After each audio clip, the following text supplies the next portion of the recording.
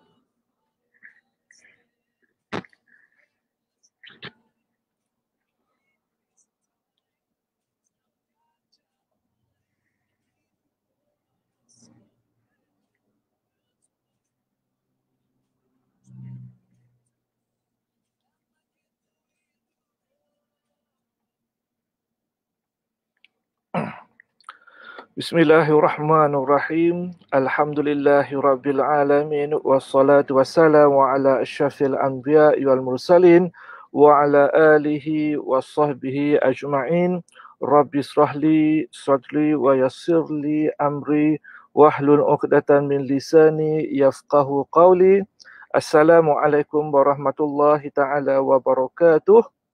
Dan selamat datang ke siaran langsung kelas online Sinar, di mana sekarang kita berada di kelas ataupun subjek sejarah Melayu atau sejarah tanah Melayu, di mana pada hari ini kita akan bahaskan satu lagi bab dalam tanah Melayu ini tentang penjajahan, iaitu pembinaan ilmu kolonial dan negara bangsa. Jadi topik ini sebenarnya topik yang bukan mudah, dan sebenarnya topik ini diajarkan di universiti. Orang tak ajar di sekolah menengah, apatah lagi sekolah rendah, apatah lagi di sekolah agama, kerana tak lihat benda ini kepentingan. Tetapi kalau pelajar ikuti kelas saya, kelas sains, kelas falsafah, sejarah dan sebagainya, dan semua itu sebenarnya bergabung balik. Seperti semalam kita belajar tentang sejarah, dan dia ada kaitan dengan apa yang kita akan belajar pada hari ini. Jadi sebab itulah pelajar kena ikuti kelas sepenuhnya, kerana ilmu itu sebenarnya bersepadu, dia tidak berkecuali. Pada hari ini insya-Allah kita masih menggunakan buku, iaitu Gerakan Penjajahan dan Anti Penjajahan Tanah Melayu, yang ditulis oleh Dr. Abdullah, seorang pakar sejarah yang cukup terkenal. Beliau adalah sebelum pencen, beliau adalah pensyarah sejarah di USM. Jadi buku ini ada buku yang saya sendiri terbitkan, dan menarik tentang buku ini iaitu Gerakan Penjajahan dan Anti Penjajahan ialah sebab buku ini saya minta beliau tulis untuk saya, dan ini adalah buku asal. Saya tak boleh tunjuk kepada pelajar. Ini buku asal Gerakan Anti Penjajahan di Malaysia 1511 dan 1950. Buku asalnya, dan buku ini sebenarnya hanya dicetak di Indonesia, tidak ada di Malaysia. Kenapa tidak ada di Malaysia? Itu persoalan yang ada sejarahnya tersendiri. Kerana ketika itu penulis sendiri adalah seorang pensyarah di universiti tempatan, yang terikat banyak dengan macam-macam lah kan. Maksudnya ada masa juga ilmuwan ataupun akademik terikat dengan faktor-faktor politik kerajaan tertentu. Jadi buku ini kalau diterbitkan di Malaysia, dikhawatiri akan menimbulkan masalah kepada penulis sendiri. Mungkin begitu yang saya faham. Mungkin sebaliknya, wallahu alam. Tapi ia diterbitkan di Indonesia. Dan bila saya mendapat buku ini daripada penulis, yang sebenarnya sebelum itu penulis hantar skrip untuk menerbitkan buku yang satu lagi, iaitu buku apa tu? Syekh Al-Banjari. Itu buku yang pertama beliau. Kemudian bila berkenalan, dan kebetulan rumah kami pun memang dekat di Pulau Pinang. Saya di Kota Pasir, Kota Pasiak. Doktor pula di mana? Maklum ke? Nyok Sebatang. Maaf, Nyok Sebatang. Dekat, dan saya selalu ziarah. Dan di antara buku yang dihadiahkan oleh penulis ialah buku ini, Gerakan Anti Penjajahan di Malaysia.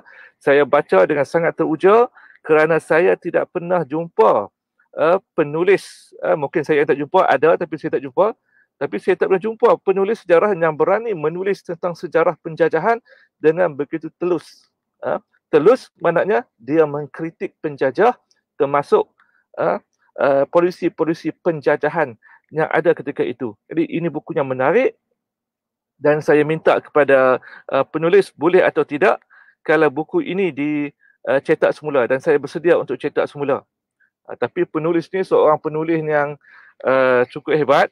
Jadi dia tak mau buku yang sama dicetak kembali, tapi sebaliknya dia ambil buku tu dan dia tulis semula dan menghasilkan buku yang kita tengok pada hari ini. Jadi buku inilah yang kemudiannya menjadi rujukan kepada pelajar-pelajar Sinar. Yang saya rasa cukup menarik, walaupun saya sebagai guru yang mengajar subjek ini bukan satu yang mudah. Saya sendiri bukan bidang sejarah, dan saya sendiri sebenarnya tidak meminati sangat sejarah, walaupun dulu cemerlang juga sejarah dalam SPM. Tapi ketika itu sejarah dilihat sebagai hanya fakta-fakta, hafal tahun bila, apa berlaku, itu saja. Jadi dia tidak menimbulkan apa-apa perasaan kepada saya. Sebaliknya apabila saya mula belajar sejarah dengan lebih luas, dan di situ barulah kita melihat bahawa sejarah adalah sesuatu yang sangat besar. Begitu juga kita lihat sejarah bukan lagi untuk mengenang perkara-perkara yang telah lepas, tetapi sebenarnya untuk melihat apa yang akan datang. Itu maksud sejarah yang saya dapat berdasarkan penelitian sejarah saja. Dan kalau pelajar sendiri boleh lihat, hampir setiap minggu akan ada buku baru sampai yang saya beli online. Baru ni pun sampai lagi, ada 6 buah buku baru yang baru saya dapat, dan ke-6-6-nya adalah buku sejarah. Waktu order tu saya tak perasan pun buku sejarah. Dah sampai kenapa semua sejarah? Dan dalam buku sejarah semua itu 5 kalau tak salah adalah mengenai tokoh, termasuk Tun Perak, tentang Dr. Zulkifli, yang susah betul nak cari tentang cerita dia, tentang siapa lagi, beberapa tokoh lagi, Burhanuddin Helmi, siapa lagi, saya tak ingat. Buku baru saya dapat, belum sempat baca penuh lagi. Jadi hari ini saya cerita ini sebagai satu minat, dorongan kepada para pelajar saya ini, pelajar Sinar, dan juga siapa saja yang berada di luar sana untuk mula meminati sejarah, kerana sejarah adalah satu subjek yang sebenarnya seronok. Sebab tu seronok juga kita bila ada pelajar yang belajar di Sinar, kan, kemudian tak dapat ke Persia kena masalah kesihatan, dan dia ambil periksa SPM, lulus dengan sangat baik, 6A kalau tak salah saya. Dia kata, boleh tak saya ambil bidang sejarah? Kenapa nak ambil sejarah? Awak sains pun A, boleh ambil bidang sains.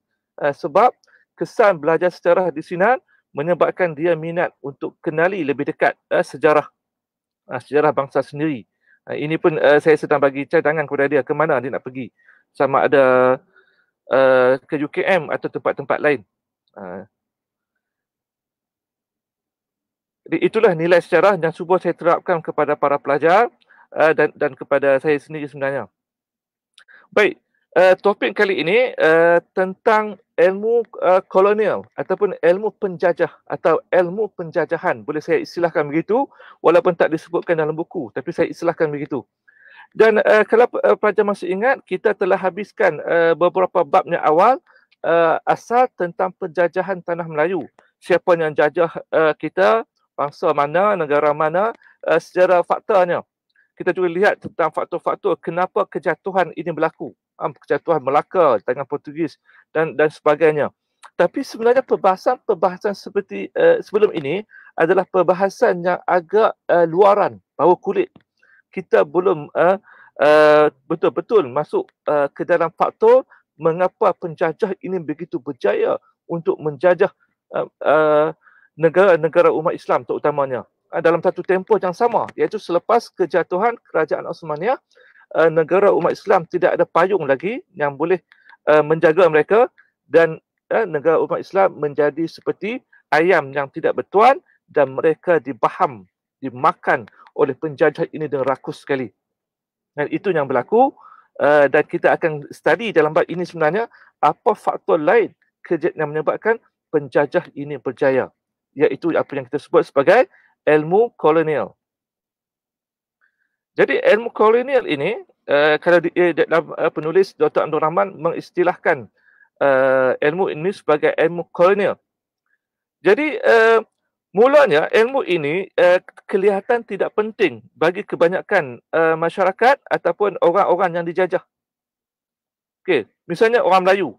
Suatu masa ilmu kolonial ini tidak dianggap penting kerana ilmu ini telah dinaturalkan. Maksudnya dah sebati dengan negara yang dijajah. Macam kita. Kita beratus tahun dijajah oleh penjajah yang berbagai. Dan yang terakhir ialah British. Dan kita terlalu terikat dengan British sehingga kita tidak boleh lagi lari daripada keadaan itu. Dan ini yang menghasilkan banyak kesan-kesan penjajahan walaupun kita dah merdeka lebih 60 tahun. Ini persoalan yang selalu kita timbulkan dalam kelas sains, dalam kelas falsafah dan sebagainya. Kenapa kita telah merdeka tapi kita masih terkongkong dalam cengkaman penjajah, dalam ekonomi, dalam politik, dalam pendidikan, dalam sosial, dalam akademik juga sebenarnya, berhadapan benda yang sama. Jadi inilah jawapan dia, kenapa ia berlaku. Jadi kita lihat berlakunya perkara ini bukanlah satu benda yang kebetulan. Walaupun ilmuwan asalnya tidak mengambil berat, tapi kemudian ilmuwan bangsa tertentu, misalnya bangsa Melayu, mula menunjukkan minat. Kenapa? Kerana melihat keadaan negara-negara yang telah dijajah tidak boleh bergerak sendiri. Seolah-olah walaupun telah merdeka, tapi rantai-rantai penjajah itu masih ada pada diri mereka, menyebabkan mereka masih terikat dengan penjajah. Sama seperti negara kita, negara India, negara-negara lain. Termasuk dalam pendidikan, kita kalut nak menggunakan bahasa Inggeris. Itu contoh yang paling jelas bahawa negara kita merdeka tetapi kita masih ditawan, dijajah dalam banyak aspek. Maka kita belajar ilmu kolonial ini supaya kita tahu bagaimana penjajah buat sampai kita tak boleh nak merdeka sepenuhnya. Jadi apa tujuan kita belajar?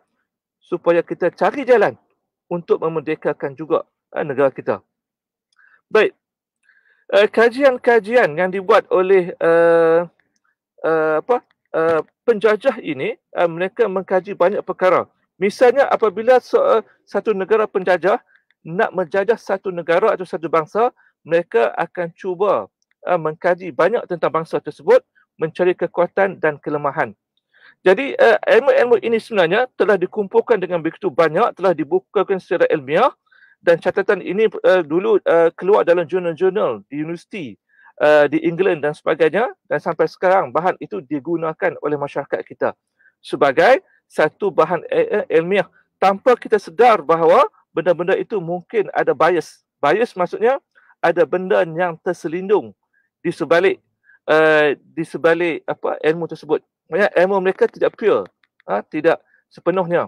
Jadi dalam kelas kita hari ini kita akan cuba mengkaji tentang pertama asal-usul ilmu tersebut. Saya dah sebut sikit tadi, kita akan detailkan lagi. Kemudian bagaimana ilmu ini dibina, epistemologi ilmu tersebut. Yang paling penting yang ketiga ialah kesan ilmu ini diterapkan kepada bangsa yang dijajah, dan kemudian sebenarnya lebih penting daripada itu, saya tak catat dalam ni, iaitu bagaimana dengan ilmu yang kita tahu dalam ilmu kolonial ini untuk kita nafikan, untuk kita buang, bersihkan ciri-ciri ataupun kesan-kesan penjajahan yang ada di negara kita. Sebab itulah kalau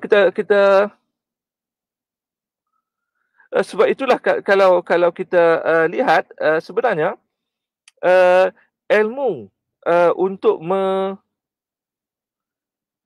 menjajah sebenarnya bukan hanya terikat pada benda yang berkaitan dengan kekuatan ketenteraan. Itu yang kita banyak belajar dalam buku sejarah. Kan? Kita belajar kenapa orang Portugis berjaya menawan Melaka sedangkan askar mereka, tentera mereka, peralatan mereka tidak canggih, kan? Dan kita tak boleh jawab kenapa. Kita jawab sikit-sikit kerana dalaman, kerana pengkhianatan dan sebagainya. Sebenarnya ada faktor lain yang bergabung dengan kekuatan ketenteraan yang menyebabkan penjajah mampu menjajah sebuah negara dan mencekamnya dalam tempoh yang lama. Itulah ilmu kolonial. Maksudnya, sebelum mereka menjajah, mereka hantar wakil-wakil mereka, penyiasat mereka, jasus, intelijen, di mana mereka ini awal-awal lagi telah pun belajar untuk bercakap bahasa Melayu. Orang Inggeris bercakap bahasa Melayu bukan sesuatu yang pelik, tuan-tuan. Sebab mereka belajar untuk menawan orang Melayu sendiri. Itu yang kita tidak begitu sedar. Baik, kemudian dengan ilmu ini digabungkan. Berarti sebelum Portugis serang Melaka, Portugis telah pun hantar orang-orang dia dengan alasan untuk berdagang di Melaka. Kita tengok cerita itu dan kita pun study bagaimana mereka berkawal, berkenalan. Sebenarnya mereka sedang belajar tentang budaya orang Melaka bagaimana, agama mereka bagaimana, kemudian penduduk yang berada di sana, kaum apa yang ada, kemudian tokoh-tokoh penting yang ada di Melaka, apakah mereka boleh dipengaruhi. Mereka mengkaji kekuatan Empire Melaka ini letak di mana, kepada tokohnya kah, pada sultannya kah, kepada hantuah kah, kepada pembinaan kubunya yang kuat kah, di mana kekuatan kubu ini. Jadi mereka menyelinap masuk secara rahsia dan mereka menyamar menjadi peniaga ketika itu dan mereka mendapat rahsia ini. Sebab itulah Melaka boleh ditewaskan oleh Portugis di samping mereka menjalankan jarum-jarum halus menghasut siapa yang ada di sana. Tujuannya adalah untuk melemahkan pertahanan orang Islam di Portugis di Melaka ketika itu. Jadi ini dilakukan bukan hanya di Melaka tapi di seluruh tanah jajahan, di India, di mana lagi, di Libya, di Mesir, di tanah Melayu pun sama juga. Dan kaedah ilmu kolonial ini digunakan oleh semua penjajah. Oleh penjajah sama ada Jepun, sama ada Inggeris, sama ada Portugis, Belanda, mereka melakukan perkara yang sama. Jadi siapa yang lebih hebat ilmu kolonialnya, maka dia yang boleh menang dalam peperangan dan dia yang boleh menawan lebih lama lagi. Dan kita lihat penjajah Portugis yang saya ceritakan sebelum ini, sebelum mereka datang, mereka lihat dulu, mereka cari dulu peta untuk melihat di manakah kedudukan kota Melaka yang kuat ini. Kenapa kubu yang tidak boleh ditembusi. Kita ingat, ini gambaran kota Melaka yang sebenar dengan tembok-tembok batu yang tinggi, yang cukup hebat.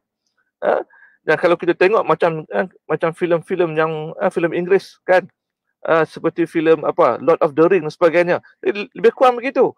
Tapi yang kita pergi tengok dalam gambaran muzium dan sebagainya, digambarkan kota Melaka, istana Melaka dan sebagainya tidak lebih diperbuat daripada kayu.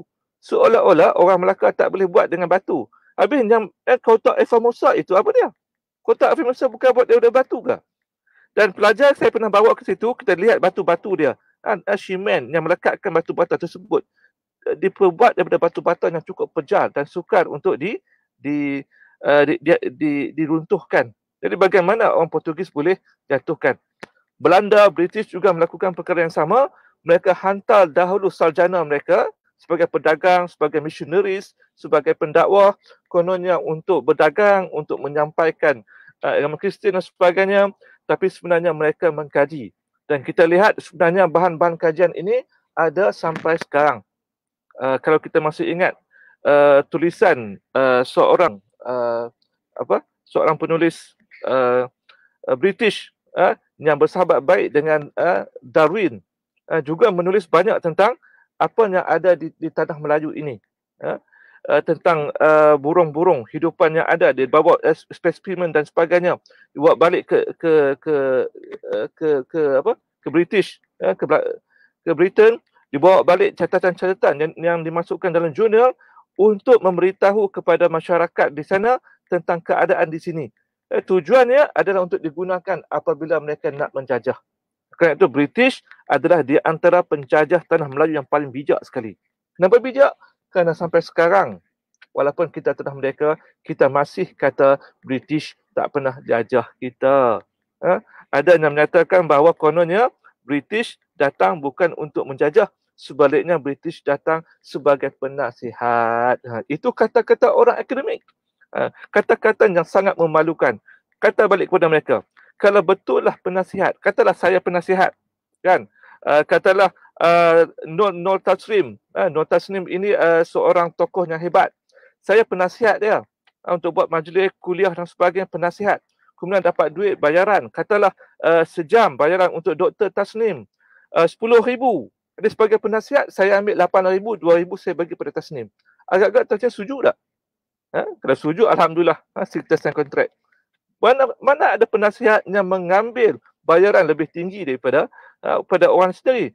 Kalau dia betul penasihat, kenapa dia mengambil harta, merompak harta-harta tanah Melayu dengan bijihnya, dengan getahnya, dengan emas dan sebagainya untuk dibawa ke barat. Barat kena faham, mereka ialah berada dalam negara yang cuaca sejuk pada 4 musim dan mereka tidak subur. Juga tidak banyak bahan-bahan galian. Menyebabkan mereka terpaksa menjajah negara umat Islam untuk merampas bijih besi, bijih timah dan sebagainya. Lebih-lebih lagi, faktor tentang revolusi perusahaan yang berlaku di barat ketika itu menyebabkan permintaan kepada besi, bijih sangat tinggi, getah pun sangat diperlukan dalam pembinaan kereta, tayar kereta dan sebagainya. Besi digunakan untuk banyak lagi industri dan sebagainya. Maka negara-negara umat Islam dijajah. Jadi bagaimana mereka jajah? Inilah ilmu kolonial yang dimasukkan. Jepun pun sama. Jangan ingat Jepun datang begitu saja. Sebelum Jepun datang, Jepun telah pun bekerjasama berada di tanah Melayu. Ketika tanah Melayu berada di bawah British, Jepun telah pun mengadakan hubungan dengan mereka yang berhaluan kiri. Dan berhaluan kiri ini sama ada mereka ini daripada pejuang Islam ataupun daripada komunis. Jadi kedua-duanya ini dilihat mempunyai kebencian kepada orang British, maka ketika itulah Jepun mengambil kesempatan untuk bekerjasama. Maksudnya sebelum Jepun datang, sudah ada mereka orang Melayu yang pro Jepun dan beri maklumat kepada Jepun untuk menjatuhkan British. Jadi ini faktor yang lebih besar sebenarnya tentang persoalan kenapa ulama Islam sendiri bekerjasama dengan Jepun, benci pada British tapi lebih dekat dengan Jepun. Itu perbahasan yang kita kena bahas di tempat lain pula. Tak boleh dalam masa 2 jam ini, kan terlalu sempit.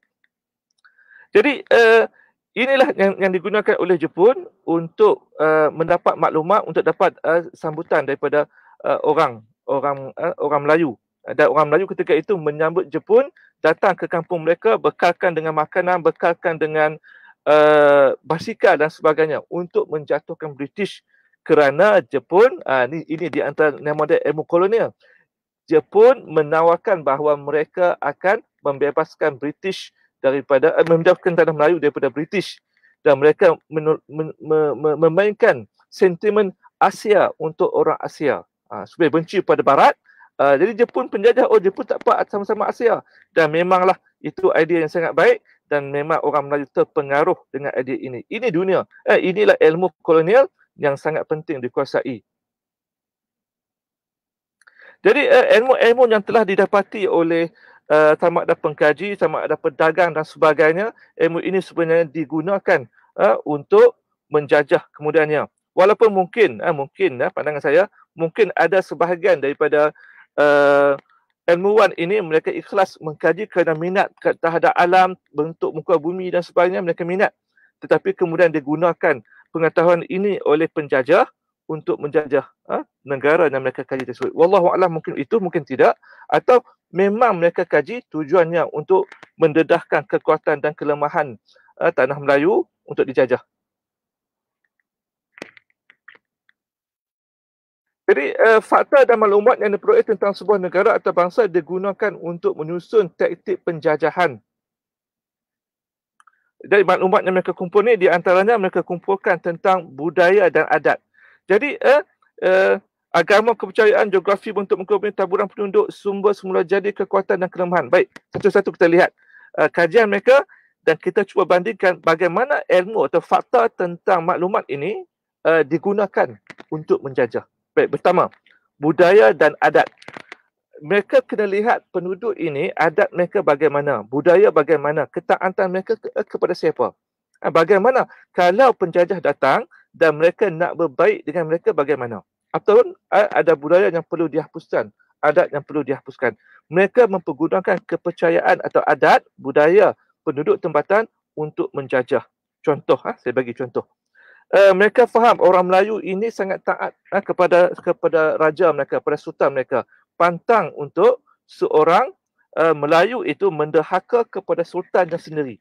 Itu fakta yang orang Barat telah dapat kesan kepada orang Melayu. Itu kemuliaan orang Melayu.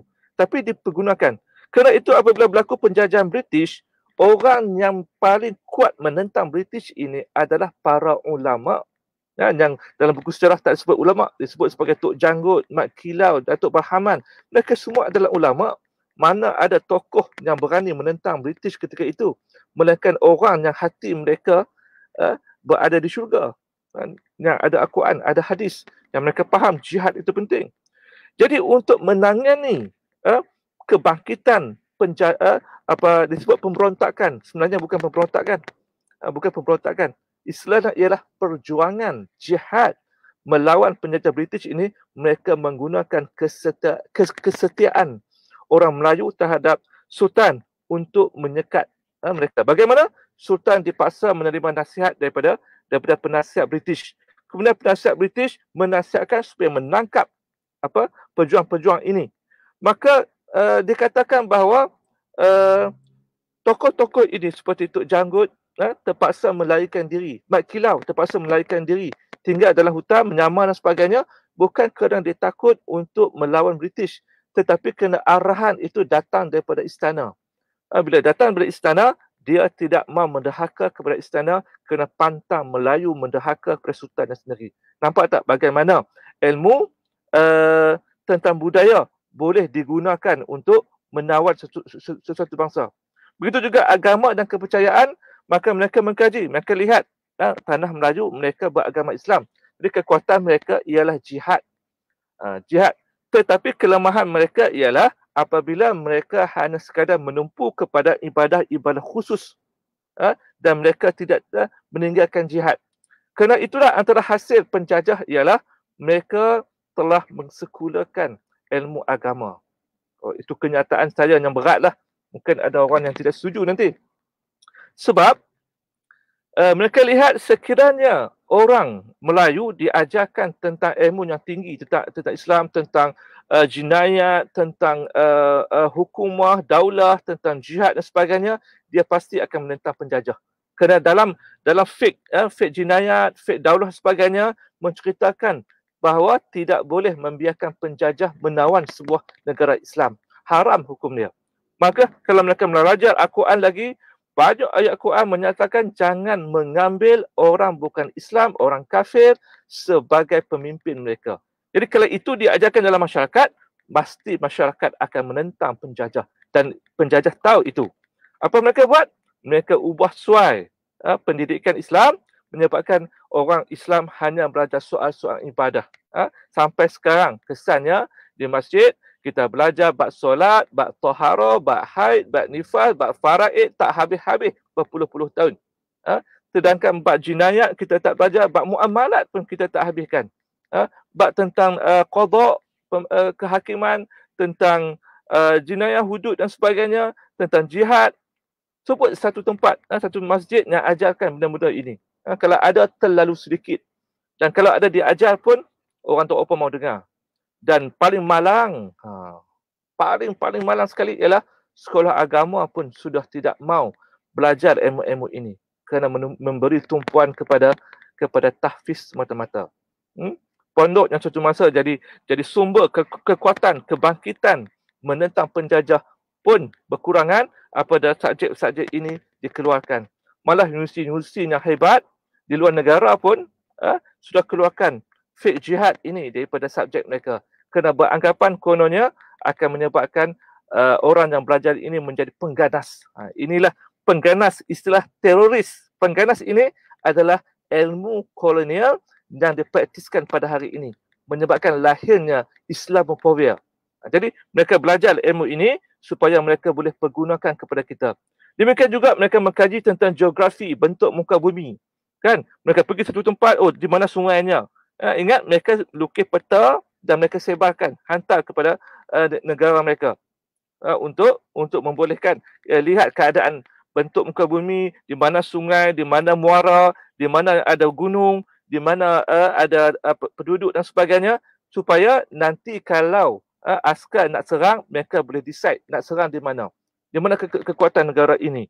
Oh, di lautannya lemah, mereka boleh serang di lautan.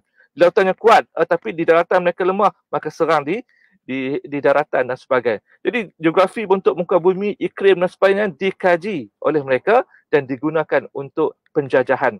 Demikian juga taburan penduduk. Di manakah taburan penduduk yang ramai, yang mana yang sedikit. Semula jadi, dan mereka lihat negara ini apa kekayaan mereka. Emas. Oh, di mana ada emas. Sebab itu bila British datang, Portugis pun datang, mereka mencari bukit emas yang ditulis di dalam Bible. Apa istilah dia? Saya lupa. Dan tempat itu ialah di Gunung Jerai yang dikatakan menyimpan banyak emas. Maka mereka cari di situ. Ada timah, ada biji besi dan sebagainya. Maka mereka cari di mana ada, dan inilah kekayaan yang mereka rompak daripada negara kita. Tu pun kata British adalah penasihat. Pandai? Ya, terlalu pandai. Ini kesan ilmu kolonial. Sampai orang curi duit kita tak, dia tak curi, dia pinjam je. Bodoh kan? Tak baca sejarah memang bodoh. Baca Cina jangan jadi macam tu. Baik, demikian juga melihat kekuatan. Mereka juga melihat kekuatan, di manakah kekuatan tanah Melayu ini. Dan di mana kelemahannya. Supaya bila serang, mereka tahu. Pertama, mesti lemahkan kekuatan tersebut. Oh, mereka lihat di Melaka misalnya, kekuatannya ialah terdapat seorang tokoh yang hebat ketika itu, iaitu siapa dia? Tun Perak, kemudian Tun Mutakhir. Betul, Tun Tasnim. Dan maka mereka cari jalan bagaimana untuk menghapuskan tokoh ini, barulah melemahkan sedikit kekuatan Melaka. Kemudian lihat, sultannya ketika itu, sultan yang tidak kredibiliti, tidak ada kepimpinan, mudah dipengaruhi, mereka gunakan. Kemudian ada juga pemusuhan, perebutan kuasa di kalangan Raja Muda, Raja Abdullah dengan Sultan Mahmud. Kemudian lihat pula pemusuh-pemusuh pun berebut untuk mendapatkan kuasa daripada Sultan. Maka mereka gunakan semua ini untuk menjajah. Inilah ilmu kolonial yang digunakan oleh mereka sehingga mereka boleh menawan Melaka dengan mudah walaupun Melaka sangat kuat ketika itu. Jadi ilmu yang sama juga sebenarnya kalau kita belajar, kalau kita nak berdakwah kepada sebuah negara dan sebagainya, ilmu inilah yang kita kena belajar. Sebab itu geografi, sejarah, tentang ilmu alam, tentang bentuk muka bumi dan sebagainya, semua kena belajar. Bukan kata kita belajar ilmu agama, oh tak boleh kita nak hafal Quran semata-mata kononnya kan. Dan kemudian kita lihat kesedaran tempatan datang sebenarnya agak lewat. Walaupun telah merdeka lama, ketika itu orang Melayu belum mempersoalkan ilmu-ilmu yang mereka dapat daripada penjajah. Mereka sangka dengan menyerapkan ilmu-ilmu penjajah ini dalam pentadbiran, dalam pemerintahan, dalam undang-undang, undang sivil, dalam pendidikan, mereka rasa itulah cara paling mudah untuk mentadbir Malaysia ini selepas merdeka daripada British. Mereka sangka itu okey. Tapi kemudian para ulama ini melihat, pada cendekiawan ini melihat sebenarnya ia memberi kesan sampingan kepada masyarakat kerana jati diri masyarakat hilang. Agama hilang, kemelayuan hilang. Sehingga kan untuk bercakap bahasa Melayu pun adalah sesuatu yang memalukan. Jadi untuk memajukan negara Malaysia ini, mau tidak mau, para cendekiawan melihat pengaruh British perlu dihakis dalam diri, dalam jati diri orang Melayu, barulah orang Melayu merasa bangga dengan agama dan dengan bangsa dia sendiri. Dan para ilmuwan ini mula mempersoalkan dan mempertikaikan kenapa ilmu yang kita ambil daripada barat, Misalnya nak mengkaji tentang orang Melayu. Kenapa kita baca buku-buku yang ditulis oleh orang Barat? Sedangkan kena sedar bahawa manusia ini bila dia menulis, dia tetap ada bias, ada kecenderungan. Jadi kalau seorang penjajah British yang menganggap diri dia mulia, menulis cerita tentang orang Melayu, dia akan tulis dengan gambaran negatif. Dia akan kata orang Melayu ini kedudukan dia macam mana, tidak maju, pelik dan sebagainya, kerana dia membandingkan dengan diri dia di Eropah. Dan kesannya memanglah menyebabkan tenggelamnya tradisi intelektual dan ilmiah tempatan. Menyebabkan kita terlalu bergantung kepada ilmu yang didatangkan oleh orang Barat. Contohnya, hari ini sebenarnya negara Tanah Melayu ini, kita negara tropika, berada di khatulistiwa. Hutan kita banyak, sumber-sumber jadi banyak. Apa yang kita dapat dari ini selain benda makanan? Kita sebenarnya mempunyai sumber perubatan yang cukup banyak.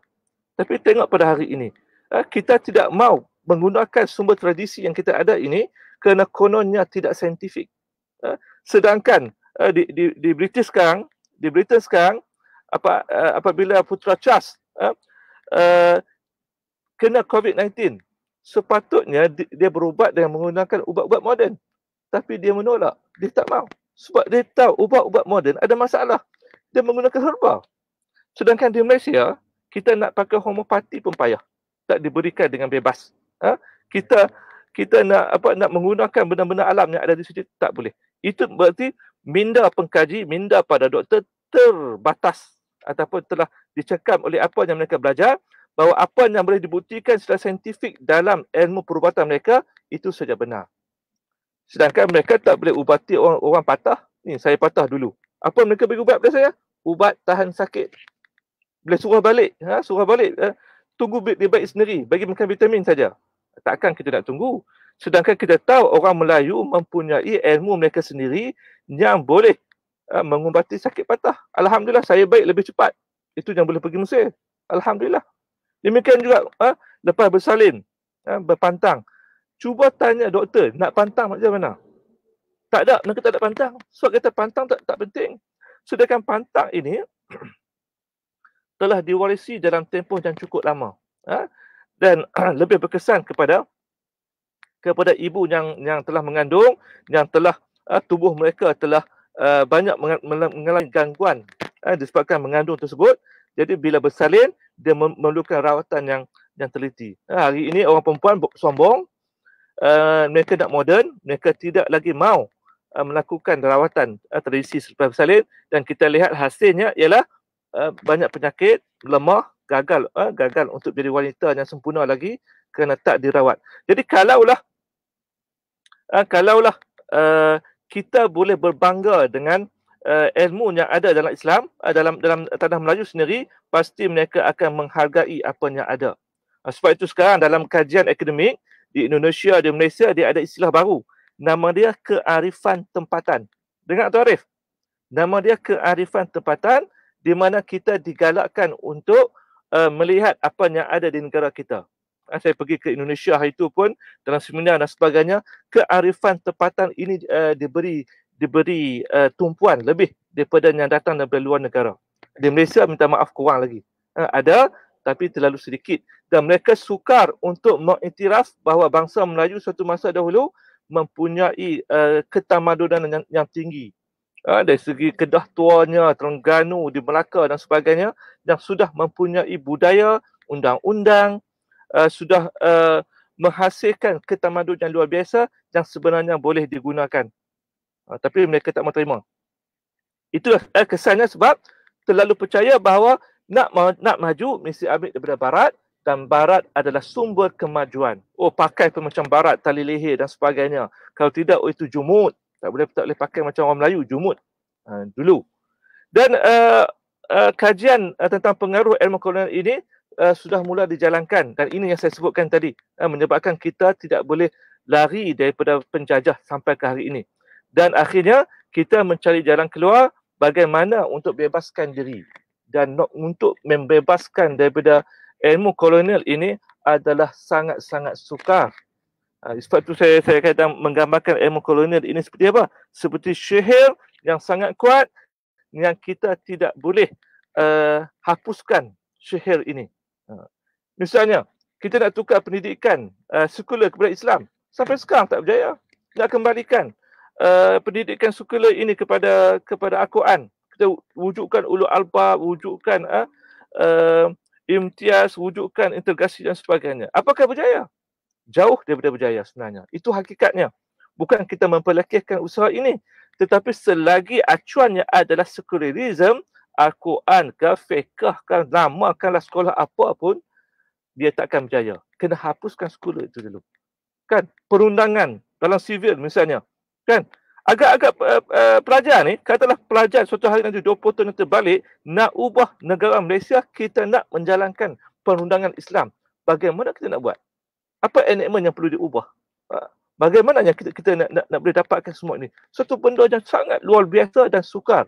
Kerana ilmu kolonial ini telah ditanam ke dalam jiwa nurani orang Melayu sampai tak boleh diubah lagi. Sebegitu dahsyat.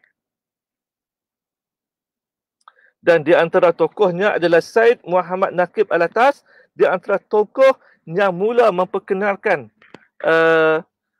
kajian tentang ilmu kolonial ini supaya kita bebas.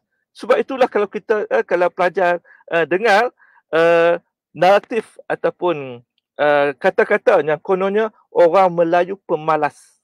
Itu kita dengar lama dan sampai hari ini. Melayu malas masih disebutkan oleh sebahagian pemimpin. Cuba tanya ayah dengan mak pelajar tengok. Siapa dia pemimpin yang kata Melayu malas baru-baru ini? Itu adalah kesan kolonial. Sebab dia sendiri belajar daripada kitab-kitab kolonial, kitab-kitab barat. Dia kata Melayu malas. Malas ikut mananya kita ni rajin. Dan di sekolah-sekolah rendah, sekolah menengah dahulu, saya ingat benda yang sama dituturkan kepada saya. Diberitahu kepada saya, kita Melayu malas, kita tak boleh ni, kita kena jadi macam ni. Dia tak sedarkan bahawa orang Melayu rajin. Cumanya kita kadang-kadang bodoh menyebabkan kita dieksploitasi. Kerja kuat, pergi jadi nelayan, pergi menyambung nyawa di laut, tangkap ikan, beri pada peraih orang tengah dan bangsa asing kadang-kadangnya. Selalunya bangsa asing, Cina dan sebagainya. Mereka peraih, beli dengan harga yang murah, kemudian mereka jual dengan harga yang mahal. Yang bersama nyawa ialah orang Melayu. Torei getah yang banyak jual kepada ni, kemudian mereka jual yang lebih mahal. Kemudian harga getah tidak boleh distabilkan. Kenapa? Kerana kita menerima, kerajaan sendiri ketika itu menerima pembuatan getah buatan, tayar buatan, bukan daripada getah. Menyebabkan industri getah jatuh teruk, sampaikan getah nilai yang menjadi rendah sampai hari ini. Dulu ketika getah sangat diperlukan dalam automobil dan sebagainya, penoreh kaya atas seorang ni boleh hidup. Sebab itulah, bukan kita malas, tapi kita telah dianiaya sebenarnya. Jadi ini antara tokoh yang sering memainkan balik, mengubah balik pemikiran orang Melayu bahawa orang Melayu tidak malas. Mereka rajin, cuma kadang-kadang mereka menjadi mangsa. Ini tokoh cendekiawan Melayu yang pelajar-pelajar kena kenal, dan dia tulis banyak buku untuk membangkitkan semangat orang Melayu supaya mereka ada jati diri sendiri. Tidak terpengaruh dengan barat dan sebagainya, dan berani untuk maju. Dan seorang lagi, Profesor Syed Hussein Alatas, ini bagus. Dia menulis kembali The Math of the Lazy Native. Dia menulis balik buku untuk melawan naratif yang menyatakan bahawa kononnya orang Melayu itu malas, dan diterjemahkan ke dalam bahasa Melayu. Mitos Pribumi Malas. Tuan-tuan, para pelajar kena baca buku ini, lihat bagaimana mereka nak cuba mengembalikan keyakinan orang Melayu bahawa sebenarnya orang Melayu tak malas, cuma diberi peluang. Contohnya, kita lihat di Pasar Selayang hari ini. Dulu Pasar Selayang dikuasai oleh pendatang. Kadang-kadang pendatang tanpa izin. Saya tahulah sebab Sinar lama, kita dulu selalu pergi ke sana juga. Di samping pasar-pasar lain. Dan memang dikuasai oleh pendatang, bukan orang Melayu. Bukan sebab orang Melayu tidak mau, tapi orang Melayu nak masuk tidak boleh. Dihalang, ada sekatan, gangster dan sebagainya. Tapi apabila kerajaan hari ini, Alhamdulillah, memberi peluang ini kepada orang Melayu, dan Pasar Selayang dan pasar-pasar lain, pekerjaan dibuka kepada orang Melayu. Orang Melayu boleh buat. Jangan nak kata, orang Melayu sombong, tidak mau buat kerja yang berat-berat, yang kotor, kena beri kepada pendatang daripada lain. Tak, mereka boleh buat. Cuma tak diberikan peluang. Nampak tak naratif tu? Jadi ini kita bercerita tentang pembinaan sebuah negara Malaysia yang mungkin Wardah Nasih belajar pada hari ini dalam usia yang masih muda, tetapi suatu hari nanti bila kamu balik ke Malaysia nanti 20 tahun, 50 tahun nanti, benda inilah yang perlu kita usahakan. Faham Suhaibah?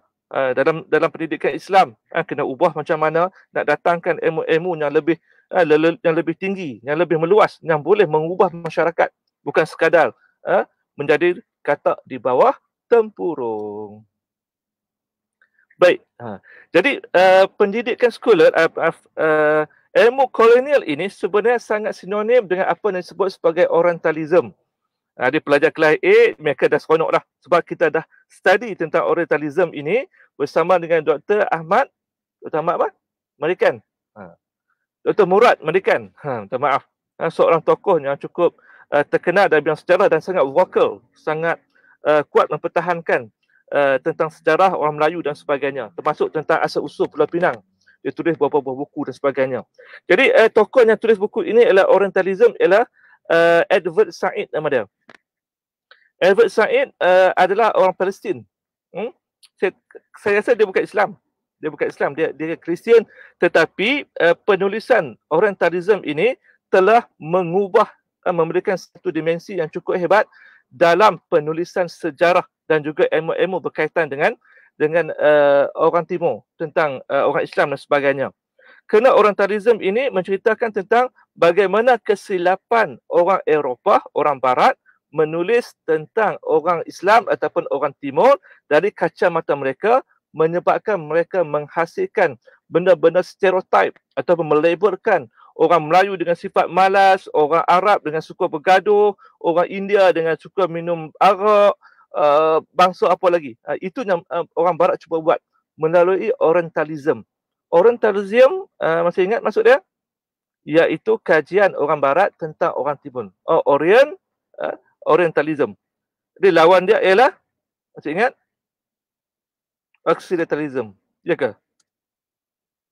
Dan inilah Edward Said yang baru saja meninggal dunia, dan tokoh ini sangat penting dalam kajian ilmu kolonial dan bagaimana menaturalkan balik ilmu kolonial ini, menghapuskan syiar ini, kerana dia yang membawa buku Orientalism ini ke Barat dan mempertikaikan kembali apa yang ditulis oleh Barat tentang orang Timur, tentang orang Islam.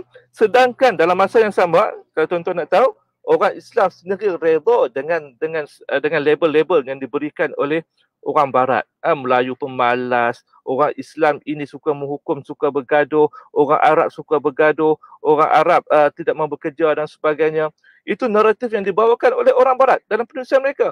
Orang Islam sendiri boleh terima dan menggunakan benda yang sama. Sedangkan Edward Said kata sebaliknya. Jadi saya nak datangkan beberapa petikan ucapan daripada Edward Said ini bagi menggambarkan Orientalism, supaya kita boleh tengok apa yang dia mahu. Secara ringkasnya. Nak bahas buku ini 2 jam memang tak cukup. Dan laptop saya tinggal 46%. Saya tak sempat sampai 2 jam apa. Baik, dia kata, every empire however tell itself and the world that it is unlike all other empire, that its mission is not to plunder and control but to educate and liberate. Ini ayat yang cukup bagus. Edward Said kata, setiap empire ataupun kuasa besar akan beritahu kepada dunia kononnya mereka tak sama dengan kuasa dahulu. Bila satu kuasa nak memerintah sebuah negara, sebuah tempat, dia kata kami tak sama dengan dulu. Kami datang bukan untuk kontrol, tapi kami untuk membebaskan. Sama seperti penjajah-penjajah sebelum ini. Jepun datang, kami nak membebaskan tanah Melayu daripada penjajah Barat. Asia untuk orang Asia. Tok nenek kita pun percaya, bukan salah mereka. Dalam keadaan genting seperti itu, percaya. Sama juga, saya ambil contoh yang lebih dekat dengan kita. Dalam politik, tuan-tuan. Bila nak pilihan raya, semua parti akan mengatakan, mereka lebih baik daripada kerajaan yang ada sekarang. Kami ini akan mendatangkan manifesto yang lebih baik, menghapuskan tol, memberikan bantuan itu, bantuan ini. Jadi rakyat yang selama ini digambarkan hidup tertekan, misalnya, mereka menggambarkan, betul lah kita perlu ubah. Jadi bila ubah, tiba-tiba manifesto bukan kitab suci dan ia tak dilaksanakan. Manifesto sekadar untuk mengaburi pandangan rakyat, dan rakyat tertipu dengan media baru yang ada hari ini, lebih mudah tertipu. Jadi Evans kata mana-mana pemerintah bila mereka nak perintah kita, mereka akan kata mereka lebih baik daripada yang sebelum ni. Sebab itu kadang-kadang ada istilah dia, kita menjatuhkan satu diktator untuk menaikkan satu diktator yang lain. Ini dalam disebutkan oleh Edward Said. Edward juga kata, history is written by those who win and those who dominate. Ini perkataan yang cukup besar, bahawa sejarah sebenarnya ditulis oleh siapa yang menang dan siapa yang menguasai. Jadi apabila kita kalah, pejuang Islam kalah, pejuang Islam yang paling kuat menentang British, mereka sebenarnya hampir menang, bukan kalah, mereka hampir menang. Dengan bantuan daripada rakan-rakan kita di Indonesia dan sebagainya, sebenarnya kita hampir menang. Tapi akhirnya tewas dengan cara yang licik, menyebabkan Malaysia merdeka bukan di tangan pejuang Islam, tapi diberikan kemerdekaan kepada mereka yang pro kepada Barat, proksi-proksi Barat, mereka yang mendapat pendidikan daripada Britain. Berarti pemikiran mereka nak bangunkan tanah Melayu yang dimerdekakan ini, mereka akan ikut sepenuhnya apa yang mereka belajar di Britain dahulu. Jadi apa artinya mereka? Maka sejarah ditulis oleh orang yang menang, maka orang yang menang inilah yang pro-British menulis cerita tentang sejarah pemberontakan, pemberontakan Mak Kilau, pemberontakan Tok Janggut dan sebagainya, Datuk Berhaman dan sebagainya. Jadi ini semua ni pemberontakan ini saya baca dulu waktu sekolah rendah atau sekolah menengah, saya masih ingat. Naratif dalam buku sejarah masih tulis benda yang sama. Wallahu a'lam sekarang telah diubah atau tidak, boleh jadi diubah menjadi Tok Janggut sebagai pejuang kemerdekaan. Sekarang baru ditulis. Dulu tak ditulis. Ini kesan ilmu kolonial atau orientalism. Dan dalam pendidikan sejarah pun sebenarnya kita lihat, saya dipahamkan oleh penulis sendiri dalam perbualan saya di rumah dia, bahawa untuk mengkaji satu sejarah, sumber utamanya mesti ialah sumber yang ditulis oleh orang Barat untuk bercerita tentang sejarah negara kita. Dan buku-buku sejarah yang ditulis oleh para ulama, misalnya Tarikh Fatani dan sebagainya, dianggap sebagai tidak ada autoriti, tidak ada nilai akademik. Kalau betul lah itu yang berlaku, maka nilai akademik yang dimasukkan adalah sangat-sangat rendah. Kenapa pula orang Melayu yang menulis tentang bangsa dan sendiri dia anggap tidak akademik? Kenapa orang Islam yang menulis tentang orang Islam yang lain tak akademik, sedangkan orang Eropah yang benci pada Islam menulis tentang Islam dia anggap sebagai akademik? Itu benda yang sangat menyebabkan sejarah ini sukar untuk diubah. Kerana pensyarah daripada sejarah sendiri terikat dengan benda-benda yang seperti ini. Dan kita seperti kita belajar dalam Melayu Indonesia seperti ini, kita menggunakan sejarah Fatani. Masih ingat? Kita menggunakan Ummah Melayu ditulis oleh orang Islam Mesir tentang tanah Melayu. Maka itu lebih ikhlas dan lebih jujur. Dan saya datangkan satu contoh. Ini adalah contoh orientalism. Bagaimana orang Belanda menghantar seorang tokoh namanya Senat Hanji. Senat Hanji ini adalah tali barut ataupun jasus perisik yang menyamar menjadi orang Islam, masuk Islam dengan nama Abdul Ghaffar, berkahwin dengan orang Islam, berguru dengan ulama Islam, berjumpa berkawan dengan para mufti, tetapi sebaliknya dia sebenarnya adalah seorang orientalis yang datang semata-mata untuk mengetahui kekuatan dan kelemahan orang Islam supaya dia boleh jajah dengan mudah. Kerana itulah hebatnya Senat Hanji ini, dia menyamar pergi ke Mekah kerana diarahkan untuk melihat keadaan orang Melayu, ulama-ulama Melayu di Mekah, kerana ulama Melayu ketika itu meniupkan semangat perjuangan menentang penjajah di Indonesia ketika itu. Jadi tiupan mereka itu menyebabkan orang Indonesia bangkit untuk lawan Belanda. Maka orang Belanda takut. Maka diutuskan Senat Hanji ini pergi ke sana dan ceritakan apa yang berlaku. Siapakah tokoh hebat ini? Supaya nanti Belanda boleh fikirkan strategik untuk melawan balik. Jadi pergi ke sana, di antara tokoh yang dia berkenalan ialah Syekh Nawawi Bentan. Seorang tokoh Melayu yang cukup hebat, menulis buku, masih ingat tafsir. Apa tafsir dia? Yang saya tunjuk itu. Lubab, tafsir Lubab. Yang cukup hebat, ditulis oleh orang Melayu. Jadi punya hebat lakonan dia, sampaikan Syekh yang cukup hebat ini, yang alim ini, dia tidak sangka bahawa Abdul Ghaffar ini seorang yang menyamar. Jadi selepas Sunan Haji balik ke Indonesia, dia masih mengutuskan, Syekh Nawawi Bintan masih mengutuskan warkah, surat menceritakan keadaan di Mekah ketika itu. Kerana tak sangka dia berbohong. Jadi dia cerita kepada Belanda, dia pergi ke Belanda, ke Mekah, mencari siapa dia yang namakan sebagai Syekh Nawawi Bintan, yang namanya sangat terkenal di Indonesia dan sangat dihormati oleh orang Indonesia. Dan tokoh inilah yang fatwa-fatwanya sangat diikuti, sangat ditaati oleh orang Indonesia. Siapa dia? Dia berjumpa dengan seorang yang comot, seorang Melayu kan, seorang Melayu Indonesia yang comot, hidung kemit dan pakaian yang tidaklah mewah, pendek pula. Rupanya tokoh Melayu ini dengan perwatakan yang sederhana ini mempunyai minda yang cukup hebat dan memberi pengaruh kepada perjuangan menentang penjajahan di Indonesia. Maka dia balik melaporkan. Jadi kesan dari laporan ini banyak. Di antaranya ialah untuk melawan fatwa ulama-ulama daripada Mekah yang dihantar ke Indonesia untuk melawan penjajahan dan sebagainya. Apa Belanda buat? Belanda melantik seorang mufti, orang alim juga daripada Indonesia, tetapi dia ini mufti yang boleh dibeli oleh Belanda. Belanda arah dia buat apa, dia akan ikut.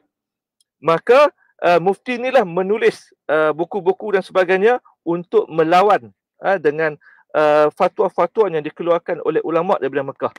Termasuklah di antara yang cukup kritikal ialah tentang penubuhan syarikat Islam, SI, yang ketika itu tujuan ditubuhkan untuk melawan dominasi perdagangan Belanda, yang mereka ini memaksa orang Melayu Indonesia menjual bahan-bahan mereka dengan harga yang murah, menyebabkan orang Islam Indonesia hidup menderita.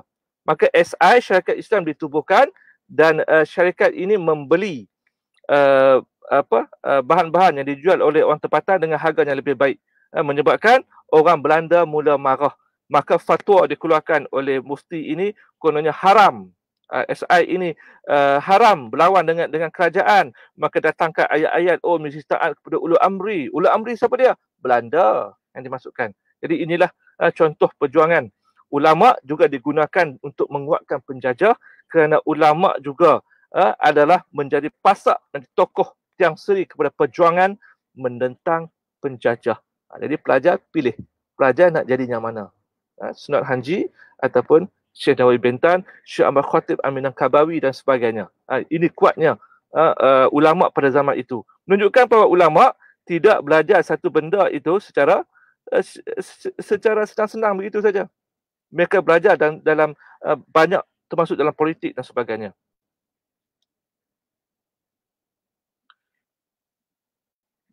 Dan kita lihat lagi apa lagi yang dikatakan oleh Sunan Haji berdasarkan kajian dia kepada orang Melayu, kepada orang Islam.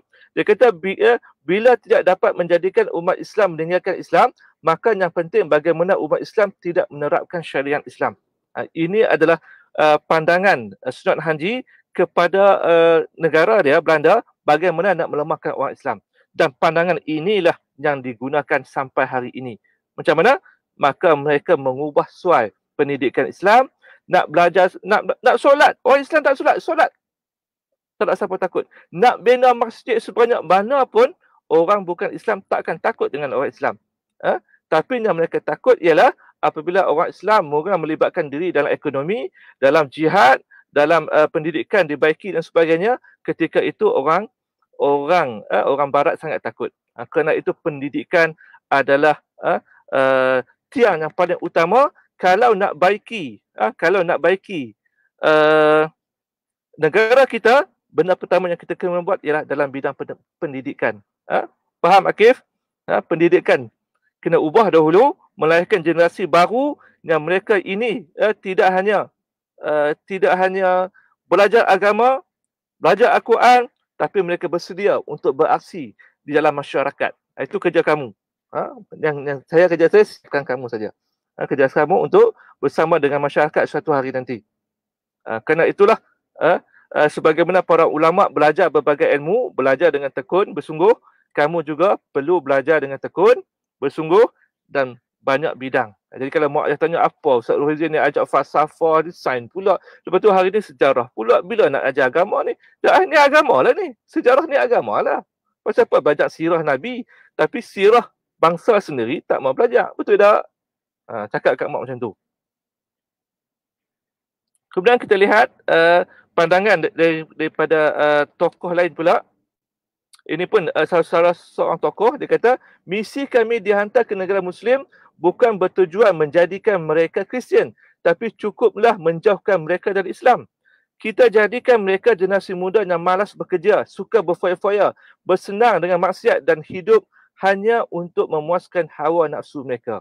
Maksudnya ialah orang orientalis ini melihat bahawa kekuatan umat Islam pada siapa? Berdasarkan kenyataan ini. Pada siapa? Siapa tahu? Ialah pada kamu semualah. Pada generasi muda yang ada pada hari ini. Sebab generasi tua, mereka hebat terang mana pun, mereka akan mati meninggalkan dunia ini. Yang ada nak membangunkan negara adalah umat Islam yang muda, generasi seperti kamu. Ustaz dah mati, kamu hidup lagi. Kerana itulah penting bagi dia untuk beri hiburan yang banyak kepada anak muda. Oi, kecil sangat ni. Akif umur berapa tahun, 11 tahun, takkan nak mengaji tinggi-tinggi falsafah semua ni. Tak boleh. Pergi main game. Kesian kat dia. Di naratif itu diajarkan dalam pendidikan, dalam motivasi. Oh, budak-budak tak boleh lama sangat, 5 jam sudah, lepas tu bagi dia main. Ini benda yang diajarkan di sekolah. Dan guru-guru pun dalam pendidikan, mereka diajarkan benda yang sama. Dan contoh, pelajar sendiri. Ada pengalaman belajar di sini 10 jam sehari dalam tempoh yang panjang. Cuti kan jarang-jarang. Subjek susah pula. Kan, terkejar-kejar. Ada beberapa orang yang dah sewel, yang gila. Cuba angkat tangan. Wardah gila ke? Suhaibah? Nasir? Kutlah balik rumah tak betul, tak kenal mak ayah. Tasnim ke? Husnah ke? Ada? Tak ada siapa yang gila daripada sini. Tidak ada.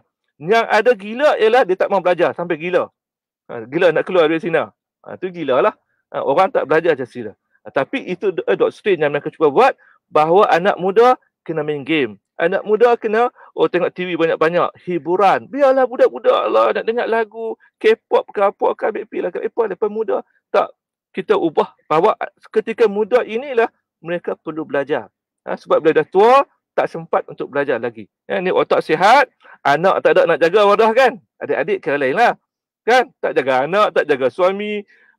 Kerja tak ada lagi. 10 masa kamu boleh belajar. Dan buku di belakang kamu tu, Nur Tasnim dan Husna, untuk kamu baca sekarang atau suatu hari nanti. Warisan dari ayah masing-masing. Kan? Sebab itulah anak muda memainkan peranan yang penting, dan barat sedar itu, maka barat banyakkan hiburan dengan Astro-nya dan sebagainya. Dan hari ini malangnya, kenapa? Kerana ustaz-ustaz sendiri terlibat dengan hiburan yang seperti ini. Yang minat dengan Iron Man, dengan itu, ini. Awak nak tengok seorang-seorang sudahlah. Janganlah promote. Malu sangat ustaz. Tapi pakai baju macam Spiderman, Iron Man. Hey. Bunuh kau tahu. Geram. Kan? Baik, buku-buku tentang Orientalism banyak dan kebanyakannya daripada Indonesia. Ada sikit-sikit yang di Malaysia. Misalnya UUM membongkar serangan Orientalism. Saya cari tak dapat lagi. Ini buku daripada Indonesia. Orientalism, Occidentalism. Saya dah beli tapi tak sempat baca lagi. Bila nak baca ni? Sibuk mengajak kamu. Baik. Dan masa yang pendek ini, saya nak cuba fahamkan kepada pelajar tentang Orientalism dengan satu video pendek. Yang kita tengok video sekejap. Dan bahasa Inggeris. Tapi saya cuba terangkan balik nanti.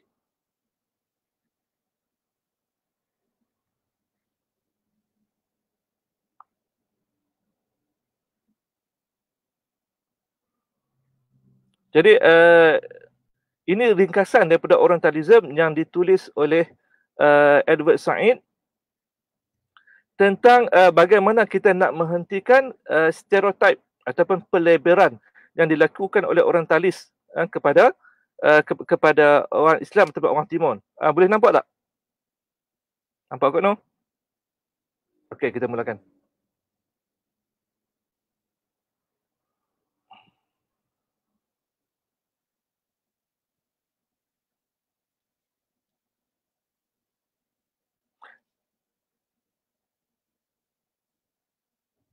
Jadi Albert Said cuba mendatangkan bahawa Orientalism cuba menggambarkan orang yang tak sama dengan mereka, iaitu orang Timur, orang Islam, sebagai orang yang pelik, tak bertamadun, ganas dan sebagainya. Dan masa yang sama dalam usaha mereka untuk kononnya mereka lah sebenarnya yang bertamadun, yang bijak dan sebagainya. Jadi menggambarkan orang lain sebagai, ini label atau stereotip nama dia. Dia faham stereotip?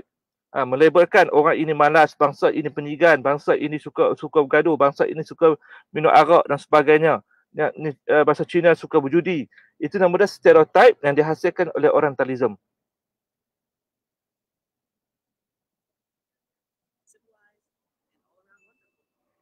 Ya, nampak mereka gambar pula Eropah sebagai superior, yang lebih mulia, lebih bertamadun, lebih baik bertimbang rasa. Dan bila mereka menguasai media pula, media menghasilkan cerita tentang orang barat ini sangat cantik. Kalau cerita tentang zaman dahulu kala, zaman ratu dan sebagainya, digambarkan bersih, digambarkan baik. Sebaliknya orang Islam digambarkan di Mesir dan sebagainya sebagai kotor, jijik, penipu, sukakan hiburan, sukakan pelacuran dan sebagainya. Ini media gunakan sampai sekarang. Ini kesan Orientalism. Dan kesannya termasuk juga kita orang Islam merasa rendah diri dan beranggapan bahawa negara umat Islam ini teruk. Contohnya apa? Contoh kawan-kawan saya sama-sama pergi Mesir kan. Jadi bila mereka ada grup dalam Facebook ini, pakat cerita keburukan orang Mesir. Keburukan seolah orang Mesir ni jahat sangat. Kalau orang Mesir itu jahat, macam mana mereka boleh habiskan pengajian 4 tahun, kadang-kadang sampai 8 tahun, boleh hidup selamat berada di Mesir. Berarti baiklah tu. Tapi minda kita letakkan, oh orang Mesir jahat. Orang Mesir suka mencuri. Padahal yang baik terlalu banyak. Itu mana stereotip yang kita letakkan macam tu.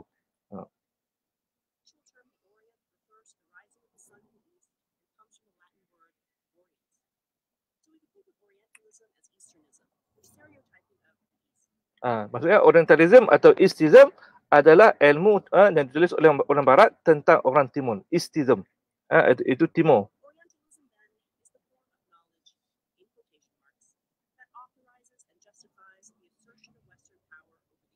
Faham tak?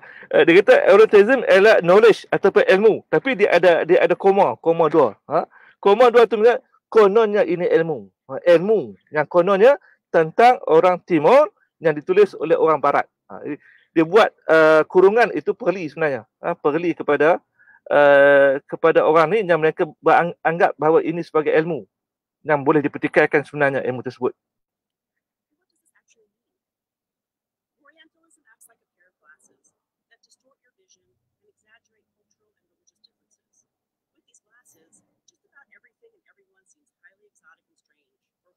Jadi digambarkan Orientalism ini mempengaruhi pemikiran pembaca orang awam. Digambarkan Orientalism itu seperti satu cermin mata. Ini cermin mata ditunjuk tadi ni. Yang siapa pakai cermin mata itu, dia akan melihat orang lain sebagai jahat, sebagai menakutkan, mesti dijauhi dan sebagainya. Jadi digambarkan Orientalism sebagai sihir, sebagai cermin mata yang macam tu. Bahaya.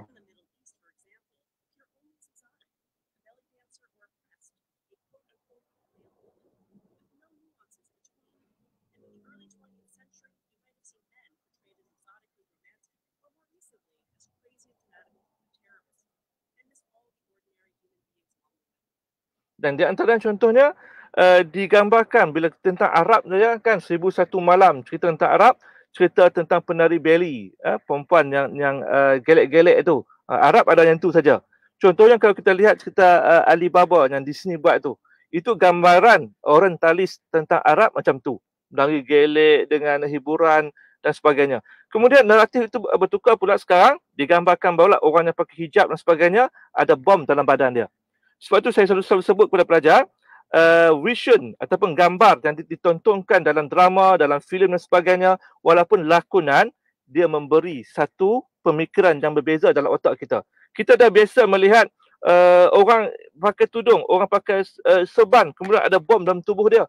Secara automatik bila kita nampak orang pakai serban, pakai purdah, kita seolah nampak ada bom dalam diri dia. Kita mula syak. Jadi orang barat yang Islamophobia menyebabkan sampai ke tahap itu. Kesan daripada paling bodoh, maha geram. Paling malang orang Melayu sendiri buat police evil. Cerita tentang pengganas orang Islam, bom orang perempuan, kanak-kanak dan sebagainya. Itu perkaranya paling tidak ada jati diri, paling tak ada maruah, paling geram. Itulah cerita dia, geram.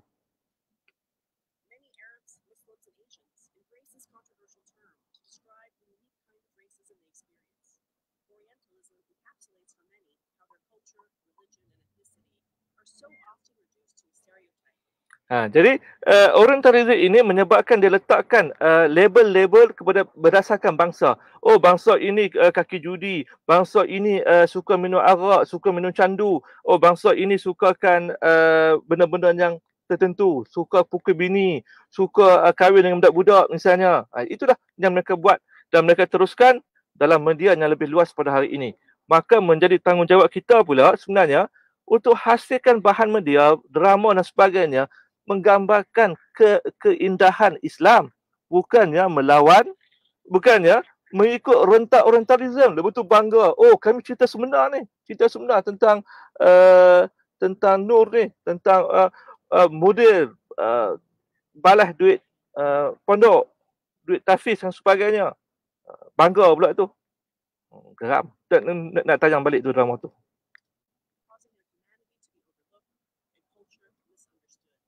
Isn't this just a form of stereotyping then? Well, yes and no. Orientalism is about a much broader set of power relations. When the US government views the Middle East through Orientalist glasses, it creates policies with far-reaching consequences, from outright war related to other countries to imposing a travel ban on whole groups of people. Perhaps the trickiest thing about Orientalism is that it's not fueled by ignorance or a simple lack of knowledge. Just the opposite. Nampak? Dikatakan Orientalism ini bukan bererti orang Barat tidak tahu kebenaran tentang Islam, tentang orang Timur, tentang kebaikan mereka. Tapi sebaliknya, mereka sangat tahu tentang orang Islam, kebaikan Islam, kemudian agama Islam ini mereka tahu. Tapi dengan ilmu yang mereka ada, mereka ingkar dengan ilmu tersebut dan mereka ubah suai. Maksudnya mereka menafikan ilmu mereka sendiri.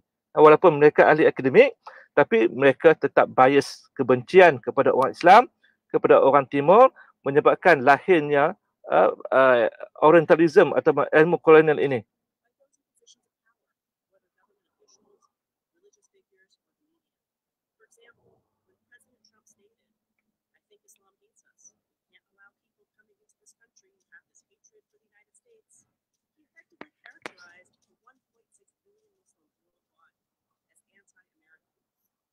Dan demikian apabila Presiden Amerika hari itu menyerang orang Islam dan menggambarkan mereka sebagai teroris dan menyebabkan Islamophobia berlaku di Amerika dengan sangat dahsyat.